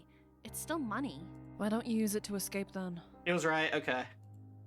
No need to raise her tone. The question hit me like a knife. Because it's dirty. I couldn't look at her, even if she was looking. Exactly. Her gaze softened barely, but enough. It's still at the motel, by the way. I won't use it. But if you want it back... I want to recover it, yes, but I want you to kill my uncle. does that mean I'm not your client anymore? Too vulnerable, Naru. We'll talk about that another time. No, we need to If talk you about want that it now, back, actually. I can go get it. I want to come with you. It's better you don't. Also, what the fuck do you mean? Look at you have like broken and cracked ribs. What is your problem? It's going to be dangerous. And also, you're being looked for. The lighter's click echoed sharply, but she didn't recognize her, or she didn't light her cigarette. I don't know why I I'm said she didn't already in recognize danger. her cigarette. I have to learn. Then we have to wait until you can move without losing pieces. Yes, thank you. Somebody who's sensible. Got it. If she noticed my discomfort, she didn't show it. That was one question. Another question. Okay. What can you do? In what sense? I need to know if you can take care of yourself if I leave you alone. And if you might be of some use. That's this fair, but I moment, feel like you're you should dead ask right. me more specific questions than that. The word stung, sharp and merciless. She didn't hesitate, she meant I'm it. not in an easy position helping you. So I need to know. Will you be able to help me in the near future? Or can I leave you alone without coming back and finding the whole building destroyed? Her eyebrows arched. It sounded like a joke, but it wasn't. Ugh. I never had the chance to learn anything aside from... Memories flashed, I felt the shame, thick and heavy. I shook my head. I needed to stay focused. If I'm useless, she'll absolutely get rid of me. Man, I'm gonna tell the truth. I don't have a lot of experience, actually. I can't even boil an egg. My cheeks burned and her sigh made it even Wonderful. worse. Another hopeless case. Excuse me? Don't worry. I already taught someone how to cook, to clean, to survive weeks without dying of dehydration. And you seem a little bit smarter than them. Damn. Thank Alright, you. hell yeah. And for the what are your skills part, She looked straight into my eyes and I knew she already guessed. aside from that, The only thing I'm good at is selling my body. I forced myself not to look away, my chest clenched you don't saying have it. to anymore. Immediate. Firm. No negotiation. She also sounded a bit mad. Why not? Easy money. And I won't be dead weight, like you asked. But to be honest, I was really hoping she wouldn't change her mind. I wanted to stop that life. I wanted to stop feeling dirty every time. Even thinking about it made my stomach twist. I hope she couldn't see me trembling. Hinoka froze. Her jaw tightened and something dark flickered behind her eyes. Look, you can do whatever you want with your body, but this is too dangerous. You're unique. Someone can recognize you. Yeah, It's simply not safe. she paused. An odd kind of So silence. it's something that affects even me. I'll find another use for that sharp tongue of yours. Like what?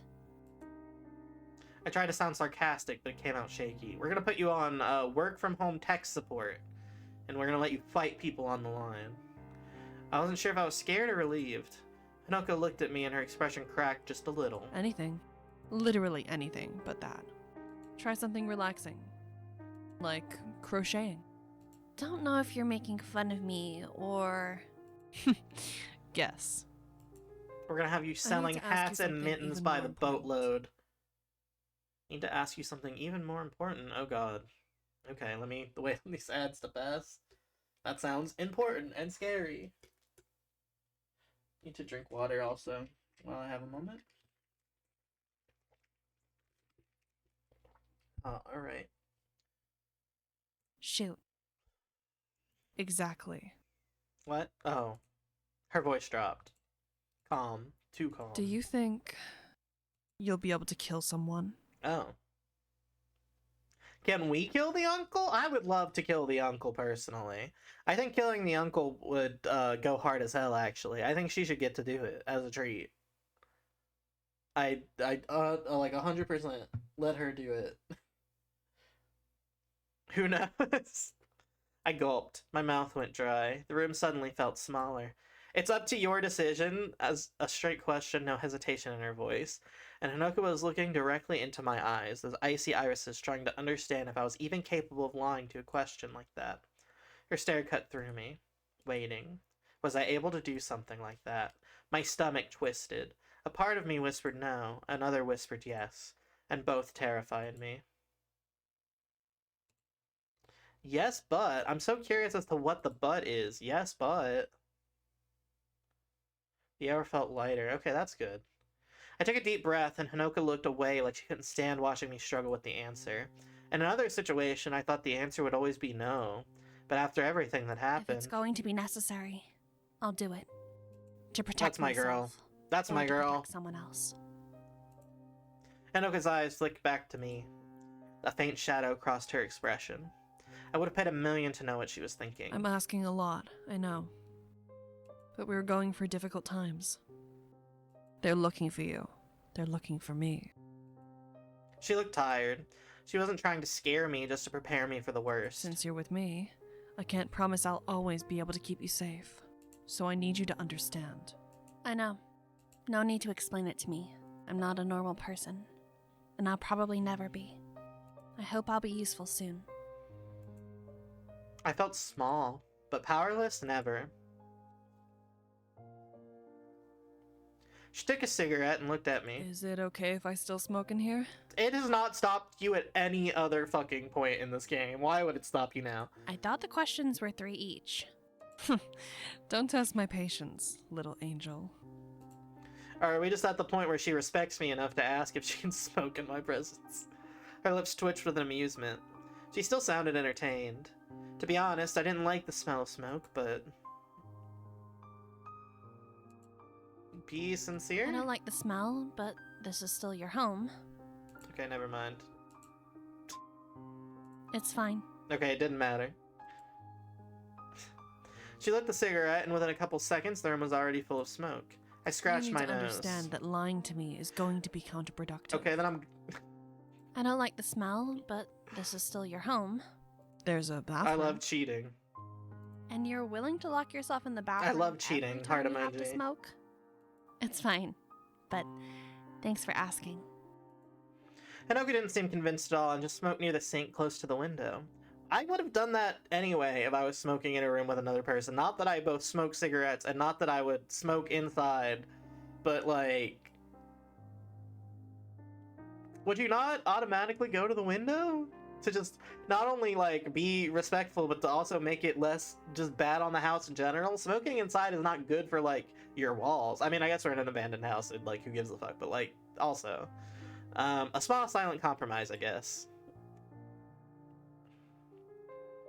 Oh, hello, cat, looking directly at me. The days passed without further complications. It's an abandoned house, she doesn't... I mean, yeah, that is fair.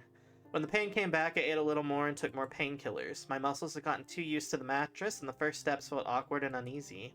Hinoka helped me walk, keeping her hand tense, touching just enough to hold me up and never more than that. And never my skin. If you want to come with me, you need your strength back. For a couple of days, you have to rest a bit more and eat plenty of food. It's going to take a while. This I is can the do it. rehab arc. Unfortunately, I know. You look like the kind of person who tried to do whatever she wants, even without arms and legs. Yeah, exactly.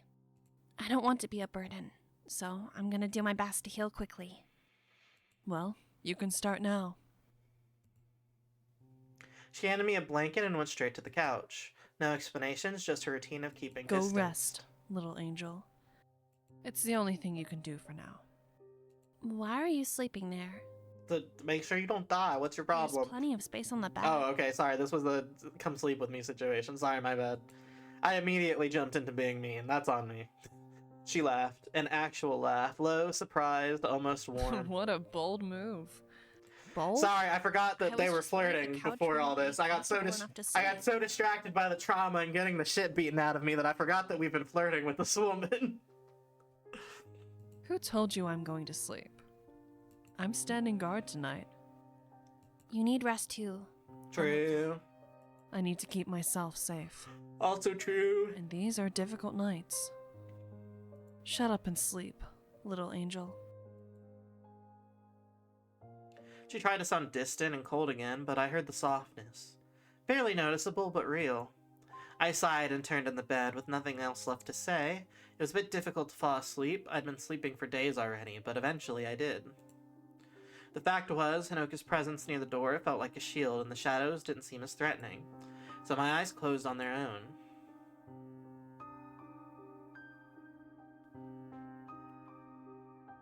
We decided to give it 2 weeks. 2 weeks to recover and to prepare for going back to the motel. Hinoka needed documents to rent a car, and I needed to be able to stand and breathe without collapsing or losing consciousness. 2 weeks was a compromise. 2 weeks felt like the minimum. Just enough time before the month I paid at the motel ran out completely, and enough time for me to stop feeling like my bones were made of wet paper. Those 14 days didn't all feel the same. Some dragged on forever. Some slipped by so fast I barely noticed. I learned how to take a few steps again, ate when I could, and let her talk only when she wanted. We didn't speak much during that time, not out loud at least, but in those days something between us kept shifting, a little more every time. What I remember the most were the small things that happened day after day.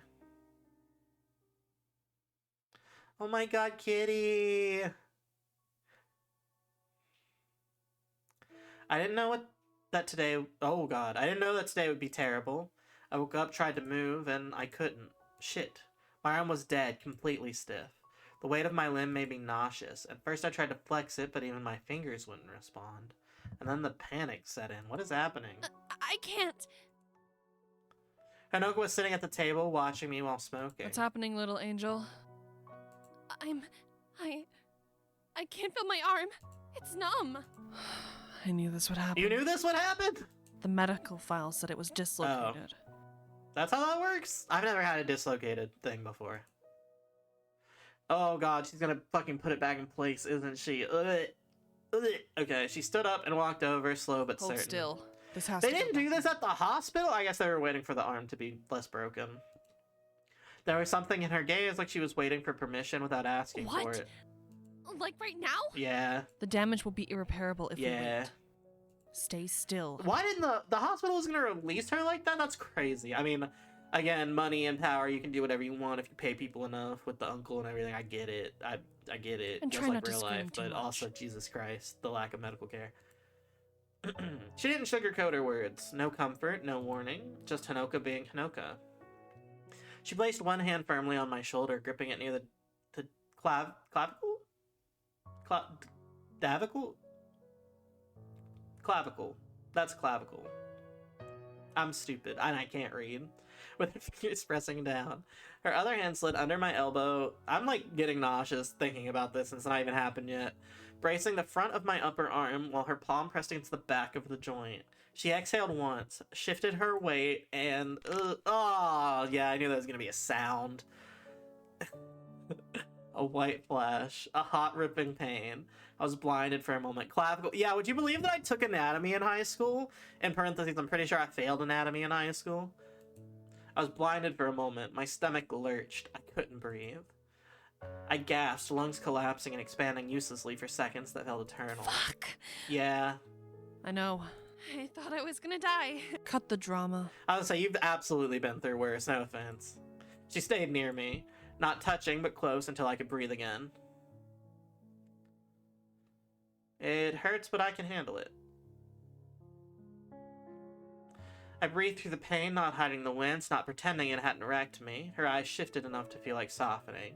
Slowly feeling crept back into my arm, tingling heat, movement. How did you... Trick they taught me in the army. To say, I watch a lot of movies. At They do least that it shit all the became time in useful for movies. something. And just like that, she turned away and went straight to the couch. Army is close enough to the FBI that I'm going to take the W on this. Leaving me with the fading pain, breathing like I just crawled out of a grave. Nope. I mean, listen, you had to get it done. She's right. It would have been significantly worse had we done nothing. That day, oh, I got a scene unlocked? That day I had a bit of a temperature. It wasn't a good day for me, but still it passed, slowly, clumsily. But that night, sleep refused to come. The silence stretched through the room, thick and heavy. Only the howl of the wind outside or a dog barking in the distance. Sorry, I recognized the song playing and it got me. I was sitting upright, half asleep. The pain in my ribs made lying down unbearable. Even breath felt like needles strapping inward. Sleeping upright was a bad idea, but too late for better ones. Hinoka was awake too. She was sitting on the couch, blanket on her legs. Her hand rested on her thigh, fingers curled around the handle of the knife. You're not even trying. She didn't even flinch, not even a twitch. It's useless. I'm used to it. Her voice was low, flat, tired. Not of me, just of everything. Are you used to dying from lack of sleep? What are you afraid of? What are you afraid of? Them Shut up. coming or me stopping breathing? There are many things to be afraid of, Naru. For whatever occurrence. And also probably the PTSDs from the army. Her eyes didn't open, but her muscles didn't relax either. Silence settled between us. The kind of silence that says everything. You know, it's the first time that someone has checked if I'm still alive. I'm not checking anything. Don't get used to it. I won't. It's just nice and different. Not being alone at night and shit like that. Hinoka's head stopped, tapping the blade. You were Hand? alone Head? there? What did I say? Have I stopped reading? I'm gonna drink water.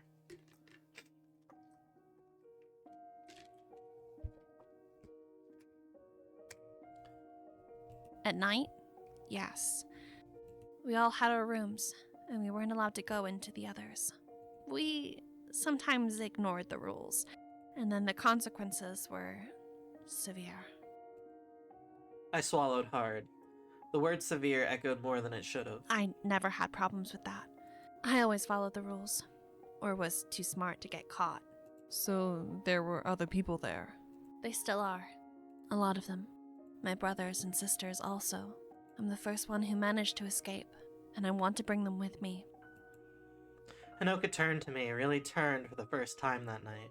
Something shifted in her Just stare. focus on feeling well. First thing first. I have to. Our voices faded into the night, but sleep still didn't come.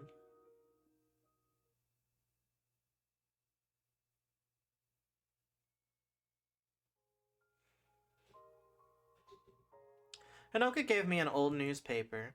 I ended up trying to play Sudoku out of sheer desperation. Hell yeah, I love Sudoku. I've always been terrible at math, numbers make my head hurt, but boredom was a powerful motivator. I got this. If there's a Sudoku minigame, I got this. I wrote numbers. I crossed them out. Tried to pretend the logic made sense. It does! It does! It does! While I was still racking my brain trying to find a meaning to those damned boxes, a faint thud echoed from above. Hinoka flinched. Her head snapped up, hand already on the knife at her thigh. Her eyes flicked to the cat for half a second. Kitty! The cat stayed peaceful, ears relaxed, tail still. Hinoka exhaled just one breath and the tension fell from her shoulders. What was that? Nothing important, I guess. Maybe it was Lynx. They always trip on their cables. Lynx lives upstairs? There's an upstairs to the upstairs? I stopped pretending to play Sudoku. The newspaper rustled in my lap. Hinoka froze. She turned towards me, that look of I said too much all over her face. She didn't answer. You sure it's nothing to worry about? Anya is calm. She usually alerts me when Anya! there's Oh intruder. my god. That's so cute, that the cat's name. Anya.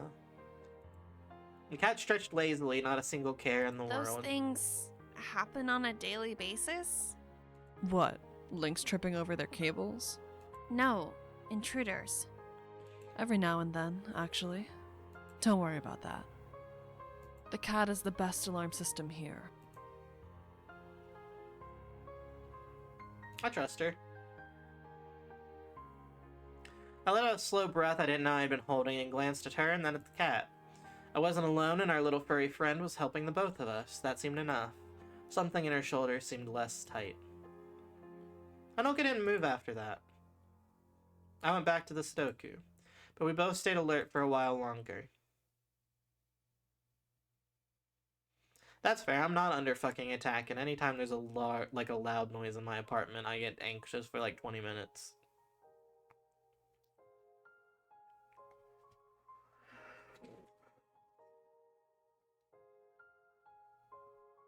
While I was laying down, Hanoka was searching for something obsessively all around the room. At first I thought she was just looking for a knife again, but there was something off. She looked tense, almost distressed. What are you looking for? Have you seen Anya? Oh. She usually sleeps on the table, but I haven't seen her all day. Oh, you should have said that sooner. I lifted the blanket and showed the little cat curled up between my legs. Thank God the cat's not missing. Anya lifted her head just enough to squint at Hanoka like an offended queen. Hanoka opened her eyes so wide I thought they may explode. What? She was there the whole time? Taking a nap! Pretty much, yes. She's keeping me company. And warming me up a bit. I then stretched a paw, flicking her tail just once. She pressed her face into my knee as if claiming ownership. Hanoka glared at her. Anya stared back. A silent battle, and the cat won. For a moment, Hanoka looked a little bit betrayed, but something softened in her posture. She wasn't mad, she was grateful, even if she'd never admit it. Right. Good. Hanoka turned away too fast for it to seem casual. I pretended not to see the relief.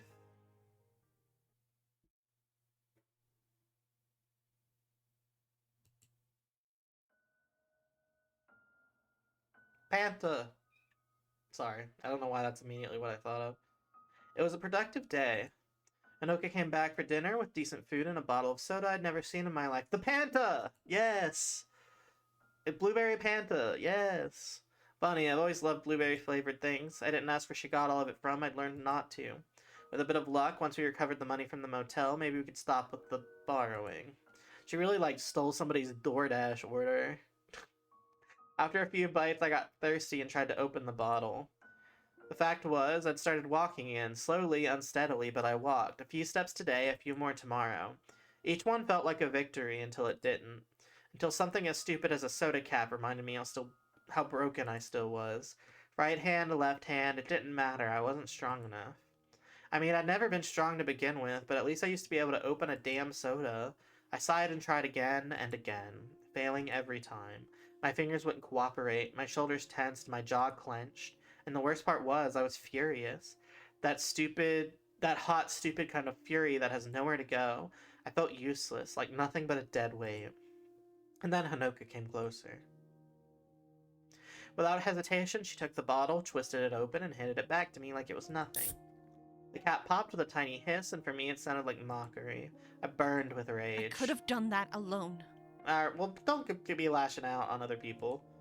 She blinked like she wasn't expecting that reaction from me, then looked at me with shock, and sensed I was hurt. I said she was hurt. There was a bitterness there. I knew I deserved it. I overreacted. No, that was Okay, at least she acknowledges inappropriate. I'm sorry. Yeah, talk about your feelings. Huh. At least you know. I love that she had the same reaction I did. Like, at least she knows. I appreciate the correction. I'm just really angry, and I feel awful, and you're throwing all of your shit at the first person trying to help you. Got her ass. Makes sense. I said I'm sorry. Words don't always solve the problem, little angel. You know that. I know, but I don't have any other way to apologize right now. Yeah, I will say she's getting a little, weird about it. Let the hold on to the good part? Question mark? I was spiraling. I needed to calm down. I took a slow breath and forced myself to focus on what was really important. Yeah, I felt useless, but for 1 second, I let it be okay that she was here trying to help. And the way she looked at me, she'd noticed. I thought she'd be upset after that, but Hanoka was different. She showed me. I was just kidding, by the way. I know how you feel. I was teasing you. Teasing? Yeah. I wasn't really upset. You must feel like shit right now. Even worse. What's worse than shit? My dad. Got his ass. She barked a laugh, low, genuine. I wasn't expecting that. That one was good. I also wasn't expecting that joke out of her, to be fair. Sorry again, Hanoka. It's fine. But only if you let me take a sip of that soda. Indirect kiss. It looks disgusting. Deal.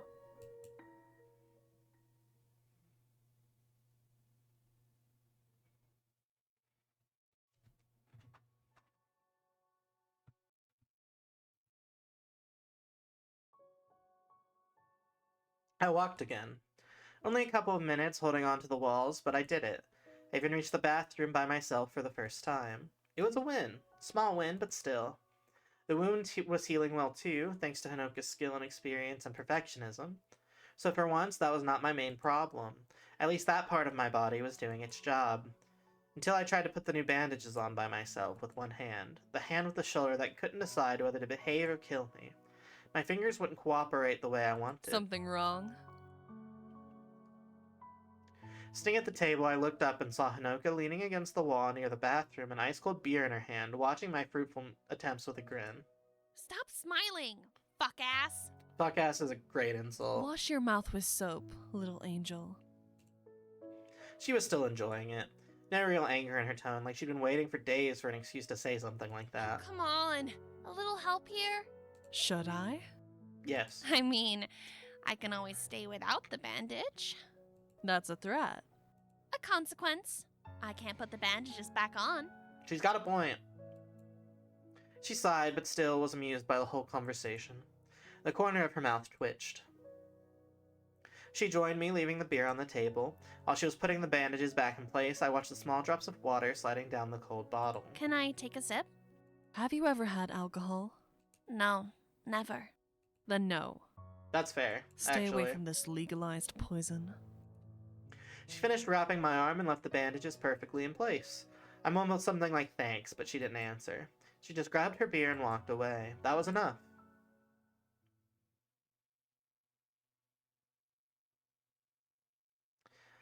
Watching the days go down is really making me anxious. I knew that day would come for better. Oh boy, in chat didn't help. Let me pop a save. I knew that today would come for better or worse. Anoka had started preparing for a mission the night before, and I could already tell her mood had shifted. In the morning, she woke me up early. I opened my eyes still half asleep. I wasn't used to seeing dawn anymore. Or rather, I had started seeing dawn more often before going to sleep, not after. Me too.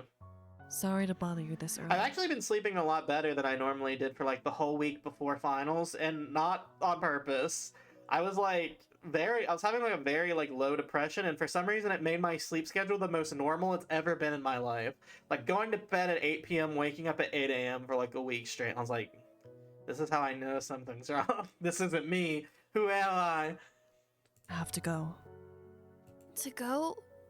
Yeah, it was crazy. Not on Where? purpose. Like it was. Where are you? And now I'm normal again, which is going to bed whenever. You don't need to know. Just... I know that you still can't do anything on your own, so... I disagree with everything about this, and I think it's a terrible idea, but... She didn't even have the time to finish speaking before there was a sound from the bathroom that They made us used both the turn. trapdoor, of course. Anya lifted her head and immediately began circling, tail twitching. When the bathroom opened, the cat jumped on the new person. They were as tall as Hanoka, white-gray hair and glasses way too big for their face. Anya was purring like crazy, rubbing against their hands and face like she had waited for that moment all day. Hanoka's expression was priceless. She'd never been very expressive, but this time she couldn't hide her dismay. Hello, everyone. What the? Hi, Lynx. Hello. Morning, Hanukkah. I'm so happy I made it in time to say bye. I can tell. I couldn't wait. Oh, Kitty. and Pixel, it's good to see you too. Is that the cat? Yeah, okay, they scratched Anya's head so hard I feared it might come loose from her body. Stop confusing her. Her name's Anya. Oh, they're fighting about the cat name. I mean, I figured as much. Excuse me. Since I paid for her food, I'm in charge of giving her the name. Sorry, that's the community And cat. We Pixel gotta is the vote. best name for her. She looks like she's made of pixels. Just look at her. What? Something to say? They actually have a point. Do not team up against me, you two. I knew this was a bad idea. Oh, this is the best idea you've ever had, Honky. Honky? Honky is a crazy nickname. Oh my fucking Honky is a God. crazy name. Is her name actually Hanoka then? Couldn't wait to meet the first girl you ever brought home. Crazy way to phrase this entire situation. Lynx, that's insane. That's an insane thing that you phrased. Lynx, She must be very important to you if you. Ouch! Hanoka punched them. Stop embarrassing me. Yes, Mommy. Sorry. Oh, not the mommy drop. I didn't know if I was hallucinating from fever or if I was still asleep. Seeing Hanoka so completely thrown off by the presence of this hurricane was something I never imagined I would witness. It made her more human in my eyes. I couldn't stop staring at her. Lynx noticed they were looking at me with a small, crooked smile. Anyways, nice to meet you, little girl. My name is Ouch! My name's Lynx. Your name's Lynx, got it. As if I hadn't figured that out. They moved forward in a flash and took my hand between theirs, squeezing It's gently. nice to finally meet you. Their touch was delicate. I expected them to shake me so hard I would dislocate my shoulder again, but instead they were surprisingly careful. It didn't seem like something they were doing because of my condition. Felt like this was simply how they behaved. A caffeinated gremlin with a mother's touch. That was my first impression. Can I trust you with her? Of course you can. And I can be sure I'll find the place still standing when I return? Next question, please. Lynx. I promise I'll keep an eye on them, okay? It should be the opposite. Look, we'll keep an eye on each other, okay? Anya, Anya, keep an eye on both of them. You're in charge. The cat looked at her. I'm entrusting them to you. Yes, exactly. Anya blinked slowly and purred. Only after getting that reassurance did Hanoka finally leave. She checked her backpack one last time. Before stepping into the trapdoor beside the bed, she looked back at me with a meaningful glance. Then she sighed and closed the door behind her. Well, Hanoka's gone. Time to have a party with blackjack and hookers. So, finally we can have some alone time. Link sat next to me on the bed. Their idea of personal space was unusual. I want to know everything about you, Naruru. Naruru? Yeah. You don't mind if I call you that, right? I've been called a lot of things, but Naruru? What? It's cute. If you say so. Listen, tell me something about you. Like what? I'm sorry, I'm just watching this I don't know, interaction. something. You must be a rare gem if Hanukkah is so interested in you. Interested? I think I'm more of a pain in her ass. Yeah, tell Nara how special she actually is to Hanoka, please, Link. I can't be more than dead weight right now. I need the opposite of a third arc misunderstanding. Oh, sweetie, that's not Yes! true. She has never brought anyone home before. Well, except me, of course. Have you known each other for a long time? 3 years, more or less. Okay. She picked me up from the streets like a stray cat, I can see that. and I try to help her however I can. Oh, so you're the one. The one? The one she taught how to not blow up the Deleted all kitchen my boiling stuff an from the egg. internet. Oh, or that, sorry. Oh, yes, that was me. Me and only I was me. thinking more about when Hanoka said that she had taught somebody how not to die of dehydration and how to boil an egg. And I made that connection, but I'd also already made the connection that Lynx was probably the one doing that based off the probably hacking into a vending machine thing. There's still something floating around on the deep web. A lot of people try to upload your pics and vids again, but Leviathan hunts them down and deletes them for me. Leviathan? Yes, Leviathan, my little digital monster. Oh my god, you got It's a Digimon? virus I created, Oh. and it's very useful for this kind of That's thing. still very cool. So you're a hacker. They paused just for half a Uh, second. Don't tell Hanukkah I told you that. Yeah, I'm like, let's do an information exchange when it's like the least thing Hanoka would want either of us to be doing. She'll kill me. She hates when I give away information like that. Yeah. I started to laugh. All right, don't worry. I won't tell her anything. Excuse me. We spent a good part of the morning talking. It was the first time I felt this comfortable with someone who wasn't Hanoka. We talked for hours, at least until the pain in my bones and muscles came back. I didn't need to say anything. Lynx tilted their head at me, and like they could read it straight from my face. They hurt? The wounds? A bit. I wasn't used to having someone worry about me. It felt strange, almost unreal, and they could probably tell from how surprised I look at the sudden attention. You don't have to act tough around me. Just rest a bit. I'll stay here, and I'll keep you company. You got a Thanks, Game Lynx. Boy, Lynx? You feel like the type of person that would have a retro Game Boy. Can I play? I closed my eyes for a moment, and it didn't take long before I fell asleep. I woke up to the soft clicking of the keyboard keys. Someone was typing on a laptop, and I already know that someone was Lynx. They had stayed right where they were, sitting next to me at the edge of the bed, resting their back against the wall. I was small, I didn't take much space, so they had just enough room to sit cross-legged without disturbing me. In the background, a low-volume dance pop song from the 80s filled the silence. Hell yeah. They noticed when I opened my eyes immediately. Oh, sorry, Naru. Did I wake you? No, don't worry. I looked around the room. The lights were dim, but not dark. It's 6 p.m. Oh, I slept a lot. Did you get bored? Nah, I don't get bored that easily. And you don't want to meet a bored lynx. It's a strange specimen that runs around the room screaming that nothing makes sense and that it can't find something to do. Oh, a real curious creature. I laughed, my voice hoarse from the sleep. What are you doing? So, I actually found a bunch of your stuff online while I was looking for intel for another thing. Oh, It's fine. I'll delete everything in a moment. Then they looked at me more closely, thoughtful. Actually, do you want to do it? me? Yeah, look. They handed me the laptop. On the screen, there was a webpage filled with previews of my pictures and videos. I recognized every single moment, every frame. I felt nauseous. The idea that someone I knew had even seen these files. My naked body was visible in the thumbnails. I wanted to Go puke. ahead. Take your revenge on them, precious. I leaned in closer to the screen with a determination I had never felt in my What life. should I do? Press enter and enjoy the show. I didn't hesitate. I pressed it.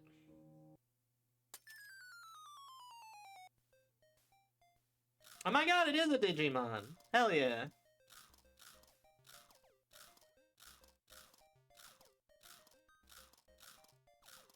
I gotta draw Link's Digimon fan art now. One by one, the creature ate all of the files until the page was empty. I'm thinking Ooh, Seadramon, baby. maybe, just because Seadramon is also kind of like shaped like that. So, how does revenge taste? Good. Really good.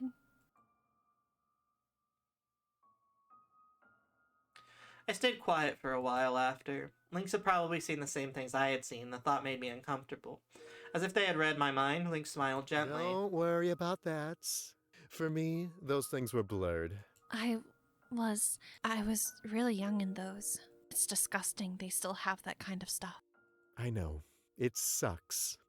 But I took down the main server. Whoever created it was really smart, but nothing compared to me. There's someone behind those websites?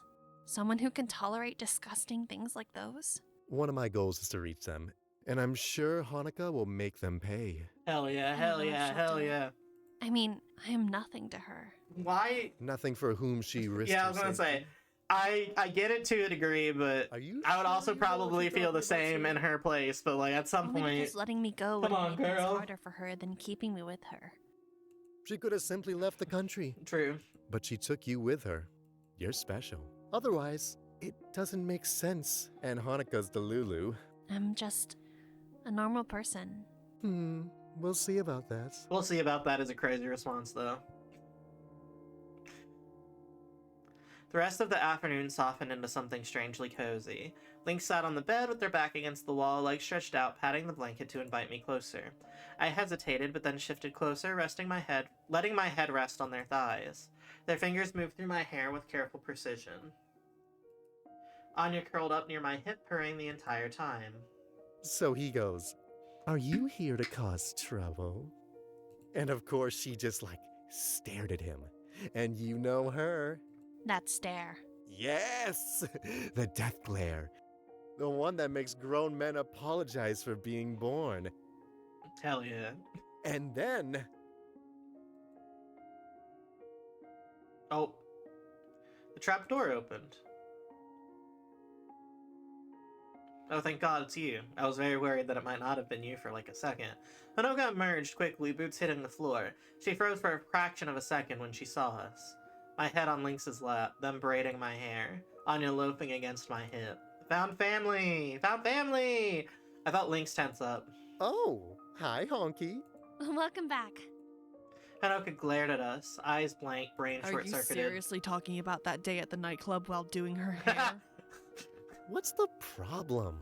We're bonding. Yeah, we're bonding! We're bonding! Don't be mad! We're bonding! You're embarrassing me, Lynx. We're bonding! We're bonding over Sorry, embarrassing but most you! time you embarrass yourself, honky. She lifted a hand to her face, sighed, then let it fall. I leave you two alone for a day, and this is what I find? We're bonding! Of course, yes. Look at these braids, Hanukkah. Look at them. A masterpiece. Just please stop. There's a tiny spark of joy at the corner of her mouth. Adds, okay. A softness she didn't try hard enough to hide. Found family! We're a found family now. I'm gonna save here also. I'm so scared. I know that something bad is gonna happen, I feel like. I don't actually. I think we just need to... Excuse me, I'm getting tired. Ugh. I am afraid that something bad is gonna happen and then we're gonna kill the uncle, is more accurate to how I feel. But I want to kill him and we deserve to kill him because he is fucking evil. I've been watching X-Men 67, 97? I forget my numbers, with my friends recently. And we were having the like, well, the villains only seem comically evil if you've never been a minority before, and also kind of how I feel about Uncle in this. Like, unless you understand how power structures of abuse work, it might seem comically evil, however.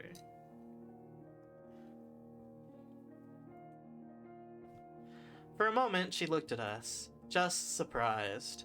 Maybe she was relieved that we bonded so easily. Did you change her bandages while I was away? Look at her. Back to business mode. Keep pushing me and I will braid your hair around the ceiling Oh my fan. god. What ceiling fan? Ooh, don't do that.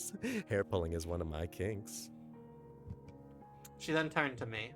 And you, no more caffeinated kinky gremlins on your bed. That's fair, that's fair. Can I at least let them finish the braids? Exactly. And also, I have to undo them all. It's going to take a while. Do whatever you want. She muttered while organizing her stuff, trying very hard not to look at us. Things kept working through my hair with a focused precision. It was strangely relaxing, and now that Hanoka was back, the whole place felt fuller, warmer, almost alive. Eventually, Lynx undid the last braid, loosening the strands with gentle fingers. And there. Now, if you like the experience, just leave feedback. It was interesting. The boss accepts your kind words. Lynx is working on getting their, cosmetology certification. Hanoka was sitting at the table watching us, Anya curled in her lap. When I pushed myself upright and met Hanoka's eyes, the room seemed to shrink. Just the two of us for a How moment. did it go, Hanoka? Fine. Better than expected. But I come home and find this little circus waiting for me. It would have been more fun with you here. When you're around, the house feels less empty. I'm glad you came back safe. The thought that she might not return had haunted me all day. Me too. Hanoka looked thrown off by what she had What the heard. hell are you even saying? What I said. I'm glad nothing bad happened to you. You know, I just worry. I even carry if I don't you. need to. I'm simply happy you're here. Don't exaggerate, little angel. I'm not. I'm just sincere. Why are we fighting? Is this the third act misunderstanding You're that I was wild. talking about? I know. You already told me that. And I'm starting to think. Okay, you never know- mind. We're flirting again. We're back. We're back. She blinked. Once, her whole posture stiffened. Lynx's eyes widened like they had just solved a lifelong mystery. Oh, there it is. I just had to wait a whole day. But oh, it was worth it. They were like, I needed proof. I Stop needed proof of them talking. flirting. The death glare. The one you told me about. Yes! And we're witnessing it live. Aimed at you. This is a nightmare. Aimed at, yeah, there are Two of you two. now. They're multiplying. Both Lynx and I burst out laughing. Hanoka tried desperately to look composed, but I saw the infamous little smirk. Lynx kept teasing her, Anya purred back, and Hanoka pretended she didn't enjoy any of it. I leaned back on the bed watching them, a strange little group made of a Hitwoman, a gremlin, a cat, and, well, me. Somehow that chaos felt comforting. For the first time in my life, I didn't feel scared of falling asleep.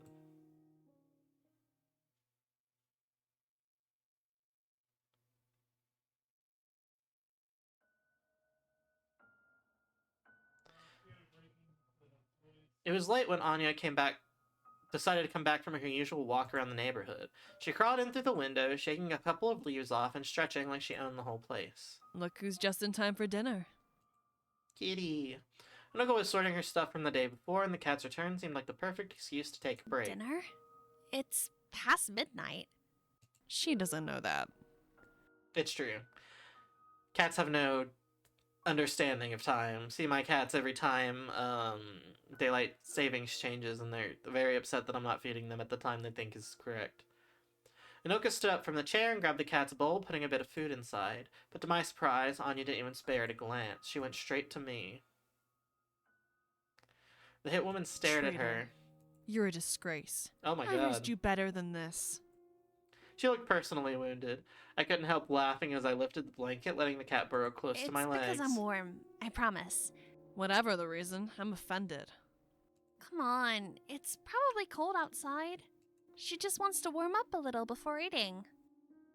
Anoka grumbled something under her breath, something that sounded like little furry lowlife, but she didn't put the bowl away. And I definitely saw the corner of her mouth lift. Don't get too comfortable. She's only using you for your body heat. Same Yeah. here. Yeah. Oh, I missed that first part. Her first smelled faintly of leaves and cold air. I scratched her chin and let her settle in for the night. I love her eyes. I love when we see her eyes. Anya's so cute.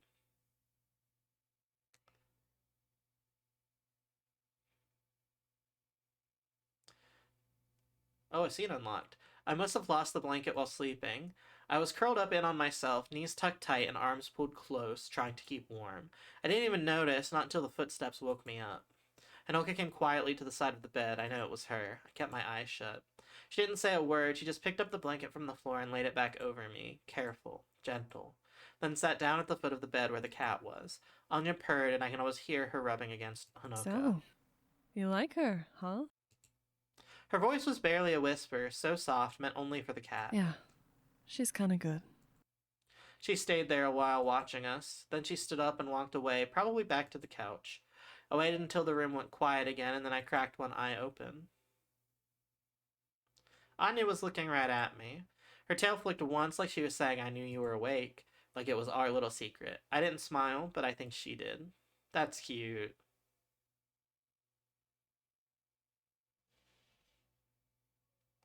Another day. Another day down. Some days were worse than others. This day was one of them. Even the groceries were expired. Not just the date said so, but the smell and texture confirmed it. I sat at the table while Hanoka was leaning against the counter beneath the window, arms crossed, the sink beside her, still dripping. One of those days, huh? I thought they'd be more frequent, actually.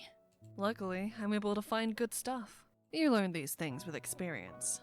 How long have you been living on the streets? Hanoka paused. It wasn't the question she'd expected. 6 years, more or less. So after her first 3 years, she took in Lynx. And now after another 3 years, she's taking in us. I see. So in another 3 years, there will be another crew added to the found family. I'm nodding my head. She shifted her weight against the counter, the stiffness of her shoulders betraying how tense she actually was. Don't you have a family? Someone to go back to? She froze for real this time. Her jaw tensed, eyes darting briefly towards me in a sideways glare like I'd stepped somewhere forbidden. Not anymore. Mom and Dad were old when they had me. They Oof. died when I was young. Yeah. And why are you living like this now? You don't have other choices? Hanoka's stare sharpened, but something behind her eyes flinched. Are you in the mood for a personal chat, little angel? Because I'm not. I was just wondering if there's a reason. You're clearly suffering, living like this. I don't have better options. I have... Yeah, that is generally like the... I don't want to shit on her for asking, because she's also kind of sheltered and fucked up. But generally speaking, people do not live in hard conditions unless they have no other options. Something to do, like... Enough. Like killing your uncle. The word cracked like a bone. She didn't raise her voice, but everything around it went quiet. For a moment, I wondered if the air got colder or if it was just me. I'm not answering any more questions. Enjoy your dinner. She pushed herself off the counter, grabbed the pack of cigarettes, and locked herself in the bathroom. Fuck, wrong subject, wrong push. When she came out an hour later, she was silent, not angry, just gone behind her eyes. Even Anya was uneasy. She followed Hinoka with her gaze too, tail twitching, then curled up in my lap like she needed the reassurance too. I kept quiet. I didn't want to risk crossing the line further. I stayed at the table a while, chewing expired food without tasting it, thinking about the scars people hide unless you make them bleed. We didn't talk that night. That's a really good line. We didn't talk that night, but we shared the silence. When I finally went to sleep, the pain in my ribs was dull and distant. I knew my wounds would heal with time. I just wish I could say the same about hers.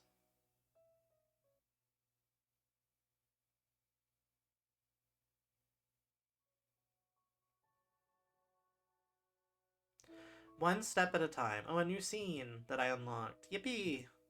No matter how much it cost me, I've never stopped making time to learn how to walk again. We needed to be ready, present, fast, and reactive when we finally returned to the motel. But shit, it was really hard.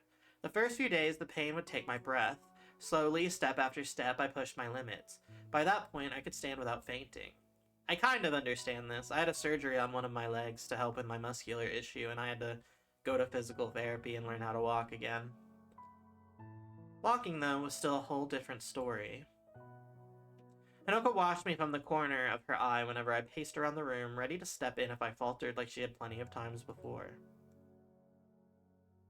That day seemed to be going well. Then she moved, fast, before I even realized my legs were about to give out. Save her! Catch her! 1 second of weakness, one blink too long, and I would have face-planted. She was already beside me, but I grabbed the closest thing not to fall. I used the arm I had dislocated. It hurt, but I didn't say a word. Pain was the least of my problems. I lifted my head and met her No. stare. I have to do this alone. I know. I'm so proud of you. She stepped back, giving me space. A few more laps around the table. From the bathroom to the bed. I was almost to the couch when my strength just vanished. This time I did not catch myself. Hinoka did.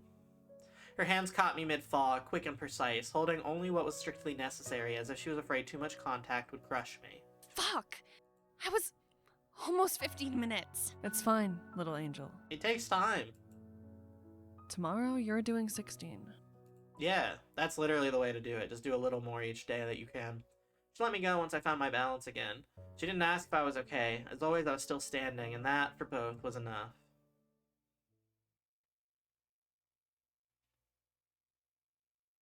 I love Hinoka's lipstick, by the way. I don't think I've talked about it. It's very nice. It was late. The night felt unusually quiet. Hinoka and I ended up sharing the couch, not by choice, but simply because the silence was too big. She was stretched out on one side, boots off, jacket beside her. I was curled on the other end with the blanket over my legs. Neither of us spoke. We didn't need to, and that silence almost felt comforting. At some point, her breathing changed. I didn't notice it immediately, but she had fallen asleep. More like she'd passed out, finally, after 2.5 days. But I was about to discover why it was so hard for her to sleep like that, the nightmares. For a few minutes, she slept peacefully, her face softened, the tension disappearing little by little. It felt strange to see her that way, peaceful, relaxed. Then something started to twist inside her sleep. Her mouth tightened, her brows furrowed together, a shiver ran up her arm. She murmured something in Japanese. I didn't understand the words, it was just a whisper. But I knew the tone. She was terrified. And then she talked again. No. Please, don't. I had never heard her voice like that, shaken. I moved closer, slowly, inch by inch, trying not to wake her, just enough to see her better. Sweat glistened along her hairline. I hesitated, then reached out. I only wanted to move the strand of hair sticking to her face. A gentle touch, barely a brush of my fingertips, but it was enough. Her eyes snapped open, and everything happened so fast it was really difficult to focus. Her hand moved with instinct, ready to close around the handle of the knife. A reflex so deeply carved into her bones it made her act before being conscious. Oh, hell yeah. A breath later, the blade was pressed against my throat. I froze. My head was pounding like crazy against my heart was pounding like crazy against my ribs. Her breath was almost panicked. She wasn't looking at me. She didn't know where she was. I knew it from the look on her face. Then her pupils focused. Her hands stopped shaking. Her eyes widened, and the blade lowered an inch. Little angel? I didn't mean Hey to scare girl, you. you had a nightmare. I'm sorry, Honoka. She put the knife away abruptly like it was something that was burning her skin. Her fingers were trembling, I saw them. She couldn't look at Fuck. me. I didn't know it was you. That's okay, it happens. I can tell. It's okay. Yeah, Everyone trauma's has a bitch of... nightmares. Yeah. Not like these. Do you want to talk about it? No. Okay. The answer was immediate. But not cold, just sharp. She was protecting herself. I just knew that. Then she finally looked Don't at me. ever touch me when I sleep. Got it. Promise me. Got I it. promise. I'm sorry. She nodded. She looked too vulnerable, and she was the type who always tried to hide Go that. to bed, little angel. Before I screw up again. I would have argued. Well, not argued, but I would have been like, you didn't screw up. You didn't do anything wrong. You had a response to me touching you. That's normal. I don't like to be touched, so I get it. Ever. I simply moved to the mattress, heart still pounding, mind still thinking about the broken tremble in her voice. Across the room, Hinoka sat on the couch again, back straight, hand on the handle again. Anya was curled up near her, sensing her weakness. Hinoka's eyes stayed open for a long time, watching the door, watching the shadow, watching everything. She stayed awake. Her mind, I had no idea where it had gone. Not a good place.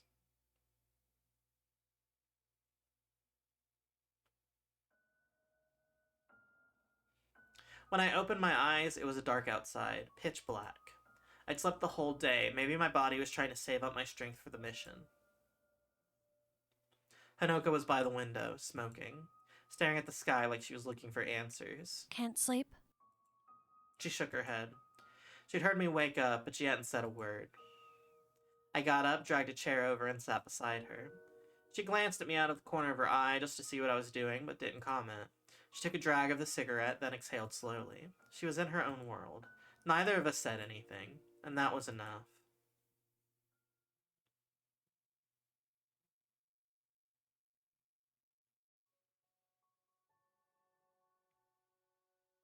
Morning came too early. Hinoka spread the supplies on the table, working silently, her movement precise and sharp. Lynx emerged from the trapdoor with a triumphant grin. Guess who finally got the documents? Hinoka raised an It eyebrow. must be better than last time. They are perfect. Like me. Okay, And I'm screwed. sure, alright. So, it's finally time. Yes. Oh, I hope nothing awful happens to I hope nothing awful happens to this found family I have found. And we need you to be ready. She picked up a long strip of fabric and set it aside, more out of habit than intent. We'd already argued about the sling for half an hour, how it would slow me down, how I'd be an easier target, how I needed to keep the shoulder mobile. In the end, we dropped the idea. Still, Hinoka motioned for me to come closer. I sat on the edge of the bed, fighting the urge to apologize for every injury I carried. She placed her hand carefully on my upper arm, guarding it through a slow, controlled arc. Checking my shoulder, testing the strength, watching my face more than my shoulder, her fingers were almost gentle. A rehearsal for tomorrow, she Just said. remember, if your shoulder fails tomorrow, I won't carry you back myself. Then I will walk. Or crawl. Even crawling's fine. Her eyes flicked to mine. Something unreadable passed. Speaking of tomorrow, here. Lynx handed her a gun. Hell yeah, gun time. Hold on. How do I use my own emotes? Never mind. Twitch hates me? Question mark.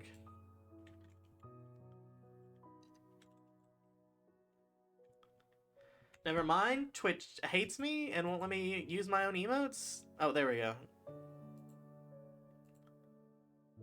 Gun time.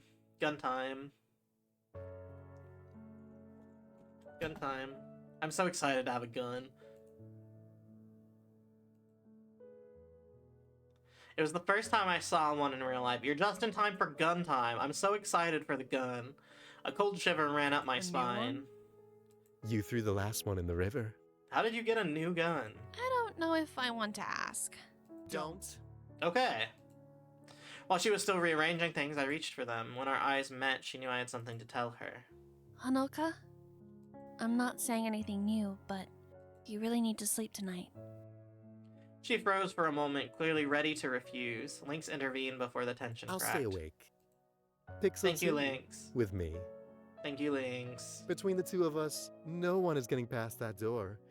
Especially because, it's sealed shut, but yeah. Anya meowed loudly as if agreeing. Hanoka sighed, a long, tired, conflicted sigh, then rubbed her head. If anything happens... Nothing's gonna happen. I trust Lynx. They're so cool. I'll scream really loud. Yeah.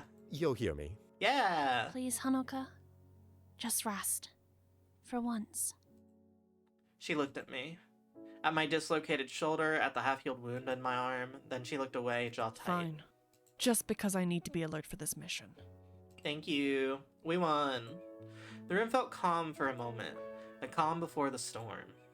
Yeah. Tomorrow will be hell, but tonight, we need to rest one last time.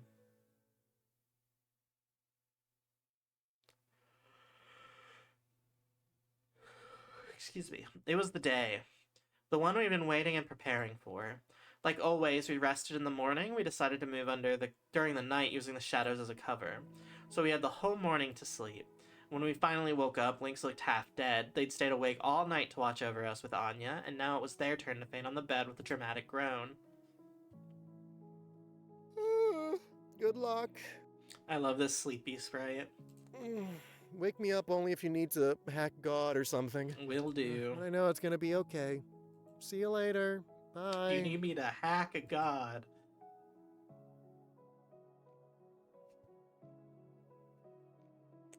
Hanoka was not amused. She hated that someone else had stayed awake instead of her. I could see the frustration on her face.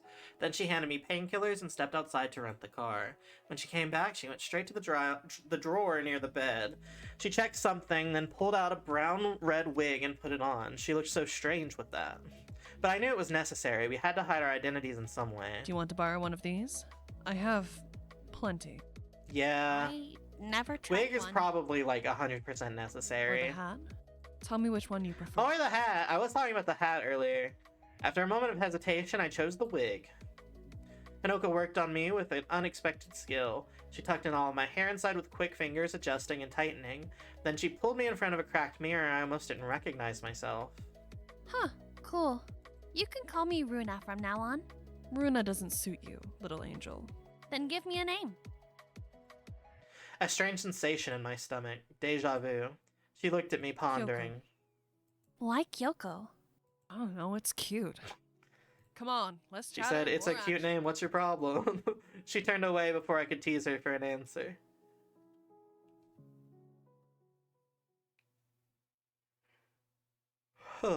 After we changed, she guided me outside and helped me into the car. Her hand hovered near my back, careful not to push too hard. She let me sit in the back seat and buckled the seatbelt for me because some movements were still too difficult. Old cigarettes and mint gum were the only smells in the car. It was an old engine, but it did the job. We drove through the empty roads for 2 hours. The city lights started to appear in the distance. During the entire trip, Hanoka repeated the plan over and over, not because it was complicated, but because she needed to hear it out loud.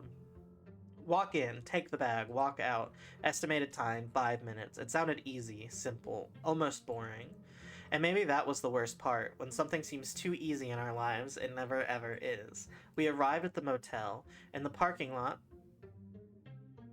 Absolutely not the same car as Karma Echo. I would not have noticed if you didn't point it out. I also am not convinced that... I mean, you said it, but I'm not convinced if only because I have the worst memory alive. In the parking lot, we adjusted our equipment one last time. Hanoka got out first, opened my door, and took the lead without a word. I'm popping a save, I'm anxious. Ooh. We passed through the reception area. The woman behind the glass gave us a confused look. We were undercover, she had never seen us enter before, so her suspicion made sense, but in the end she just shrugged and said nothing. Hanoka, however, didn't relax. Something in her posture tightened like a thread pulled too tight. Let's hurry. We climbed the stairs to the right floor, reached the room, and slipped inside, leaving the door cracked open just enough to hear anyone approaching. A cleaning lady noticed us, earning a brief suspicious glance from Hanoka before The she bag moved with the on. money and the envelope is under the bed. Help me clean this place up. She had been living here for days, so her things were scattered all over the room. I helped gather everything and shove it into a duffel bag at the foot of the bed, while she wiped fingerprints off of every surface she could reach. I would have done this between the time of Naru originally going missing after the phone call, like the 2 days, and between then and getting her, but I get it, I guess. We were both focused, fast, and silent, until Hinoka suddenly lifted her head. It took me a few seconds to notice because I wasn't trained like she was, but eventually I heard it too. Footsteps. Firm, moving quickly down the hallway. They're coming for us. How do you know? I need to ask you a favor, little angel. Her voice was low, urgent, but Now steady. you have to trust me. We have very little time. Don't ask questions. Just listen and do exactly as I say, okay? Yes, but I'm going to pop another save. I nodded quickly, terrified and determined at the Good. same time. Go there next to the nightstand. There's Okay. a blind spot there, so you won't be the first thing they see when they open the door. She kept her eyes on me, sharp, almost Don't fierce. breathe too loud. Don't let them hear your fear. I'll take you back home, okay? I trust you, Hanoka. We got this. She gave me one last look, something hidden behind her irises, while I curled near the nightstand. Then she drew her gun from its holster, slipped behind the cracked door, hiding in the shadows. She lifted her arm and kept the barrel pointed forward, perfectly still. When the door opened, it would swing just far enough to stop right in front of the muzzle, covering her completely. They wouldn't see her. They wouldn't even understand where the shot had come from. Hinoka inhaled and waited. The footsteps approached faster and more confident. Too fast. A hand touched the door. It shifted a few inches. Hinoka didn't move. She listened. The silence constricted around us. The person on the other side pushed the door. The door opened wider, slow and quiet, until the wood pushed gently against the barrel. One step into the room, and another. Hinoka waited 2 seconds. She took a slow breath, her shoulders lowered, her grip tightened, and pulled the trigger. The gunshot exploded through the room, and I forced myself not to scream. From that instant on, I knew we didn't have the luxury to breathe. The limp body of a man collapsed forward, his head blown apart, fresh blood soaking instantly into the motel's carpet. The dull thump was almost as loud as the shot in the heavy silence that followed. I didn't scream. Staying frozen was easy. My body simply refused to move. It all happened in an instant, or maybe longer, but for me it was far too fast. There was a second man behind the first. When he saw his partner fall, he reacted on instinct. He shoved the door open with a brute force. It slammed into Hinoka, who was still hidden behind it. Her gun slipped from her hand, bouncing twice on the carpet. The henchman pinned her between the door and the wall, trapping her in a crushing grip. Hinoka twisted violently, forcing her shoulder past the gap just enough to slip out of the deadly cage. This is a really good artwork as well. She reached out for the knife strapped to her thigh, but he was faster. They crashed into each other, a chaotic battle of limbs, a deadly dance with no rhythm. I couldn't tell who had the upper hand, who was winning and who was losing. I could only watch them frozen in place, terrified, barely breathing. I knew I had to do something. I had to help Hinoka. But my muscles refused to respond. My mind was a blur of noise and static. Then I snapped back to reality and saw it. The gun. It was only a few steps away. I pushed myself up too fast and pain tore through my ribs like a blade. My knees wobbled. Black dots filtered at the edge of my vision. But I didn't stop to think. Instinct screamed louder than fear, louder than the pain, and louder than the part of me that still wanted to disappear. I moved. I crawled towards the gun, breath sharp and uneven. Hinoka noticed before the man did. Her gaze snapped to me, eyes wide, almost disbelieving. Then, with a sharp, precise kick, she shoved the man off of her and rolled back just enough to clear my line. My whole body felt wrong, too hot and too cold at the same time. One moment, fluid, I lifted the gun. It felt heavier than it should have. My hands trembled so violently I had to steady my wrist with the other arm. Adrenaline shut down everything else. My hands moved on their own. I aimed. I pulled the trigger. The recoil exploded up my arms. Pain shot through my shoulder and ribs. I couldn't feel my fingertips. The man's body convulsed, but to my horror, he stayed on his feet. So I didn't think. I didn't hesitate. 2, 3, 4 shots. Each one sent another violent jolt through my arms. But the last shot, my vision blurred sideways and my knees almost gave out. The man's mouth hung open in a strangled scream as the final breath left his lungs. Then silence. At least in the room. The gun slid from my hands, no more strength left to hold it. My legs gave out and I sank to my knees. The echoes of the gunshots kept slamming against the side of my skull like someone drumming inside my head. I stared at the bodies on the floor. I couldn't see anything else, couldn't hear anything else. Just the sound of my heartbeat and the weight of what I'd done. Then, suddenly, Hanoka's face filled my vision. Her breath was shaky, her skin pale, and behind those ice blue eyes I saw it clearly, a shadow of Little fear. angel, we have to go. I didn't answer, I didn't understand, I couldn't focus on her words. Please snap back. I shook my head, forcing my vision to settle. Her hands were on my face, steady but trembling, holding me in place so I would look Please. at her. Yeah, come on, girl, you gotta get it together. Yeah, I'm Okay, thank God. here. Let's go. Take the money and the envelope. You go first. Use the back door. I'm right behind you. I nodded breathless, too shaken to form real words. With my good arm, I grabbed the bag with the cash, just like Hanoka had told me, and I started running, following the signs towards the back exit.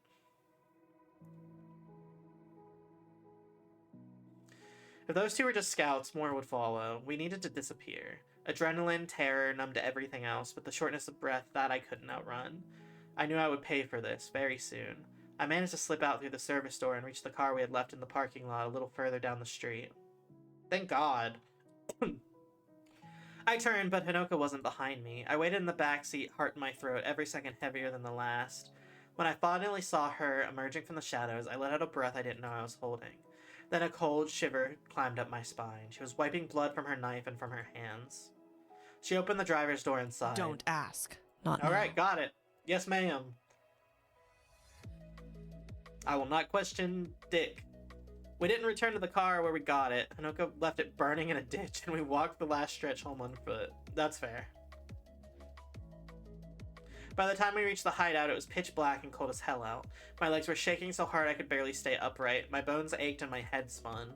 As soon as we stepped inside, I took off the wig and my leg gave out again. Hanoka caught me by the shoulders, her eyes sharp with concern. Little angel, you're burning. Yeah, definitely overdid it, I sorry. think. Her voice had every last...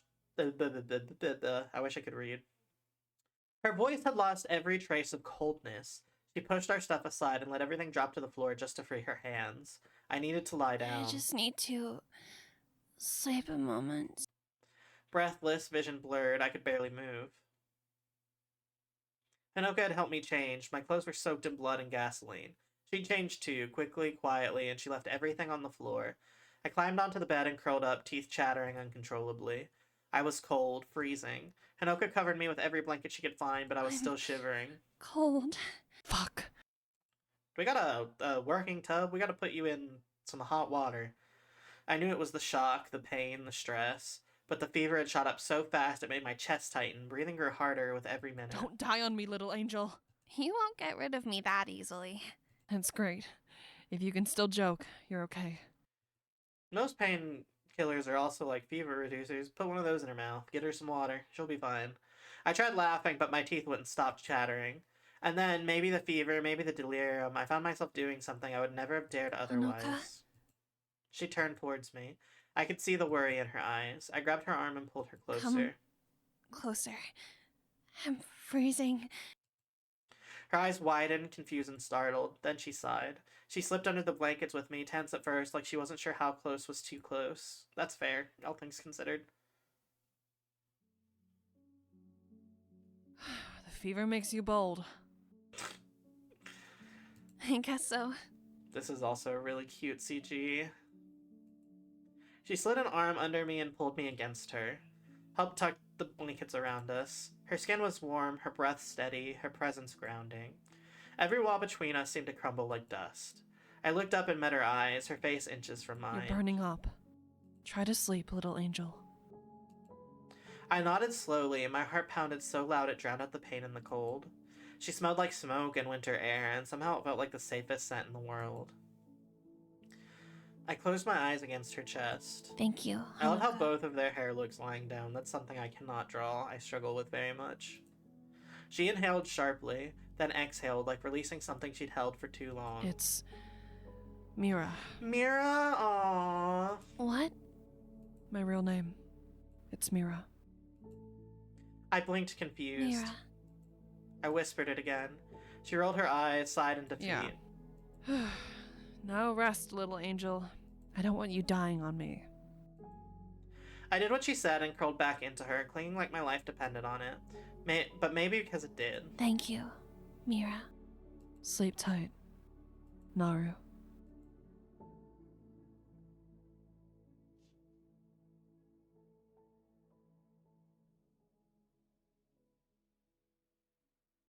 To be continued, but I didn't get to kill the uncle. What the hell? Wait, what the hell? What the hell? I wanted to kill that guy. What do you mean? What do you mean? That was awesome. Kiara did a great job as both Naru and Mira. I mean, everybody did a great job. Everybody involved. That was awesome. I loved that. Genuinely. That was awesome. I guess I'll say my little piece, which is kind of similar to what I said at the end of Karma Echoes, which is like, stories with tough subject matter need to exist, both to show that those things are not right, especially in a world that seems to be allowing these things to continue, and also to not only give people something that they can relate to, but also feel seen by. And like with Karma Echoes, I feel like the heavy subject matter in this game was handled very respectfully, in my opinion anyway. I can't speak for anybody else. But very good game. I'm glad I only got one of the 3 bad endings, and that it didn't make me cry. I am sad I didn't get to kill the uncle, though. I really wanted to kill him. I wanted to shoot him with a gun. That's my only complaint. Asterisk, didn't get to kill the guy. But everything else was good. Thank you everyone for coming out. That was awesome. I look forward to playing. It looks like there are other games planned based on this, and I will absolutely play them. I love this. I love Karma Echoes. Thanks for playing. Thanks for letting me play. Again, the game is free on itch. I linked it in chat. I'll have it linked on the VOD. Please play it if you liked it and want to check it out yourself. Check out Karma Echoes if you haven't played that. You can watch me play it. You can play it yourself. I recommend playing it yourself and rating it because that's important to indie games, and that's also why I do this. We want to support indie games, especially queer indie games that are made by people who care.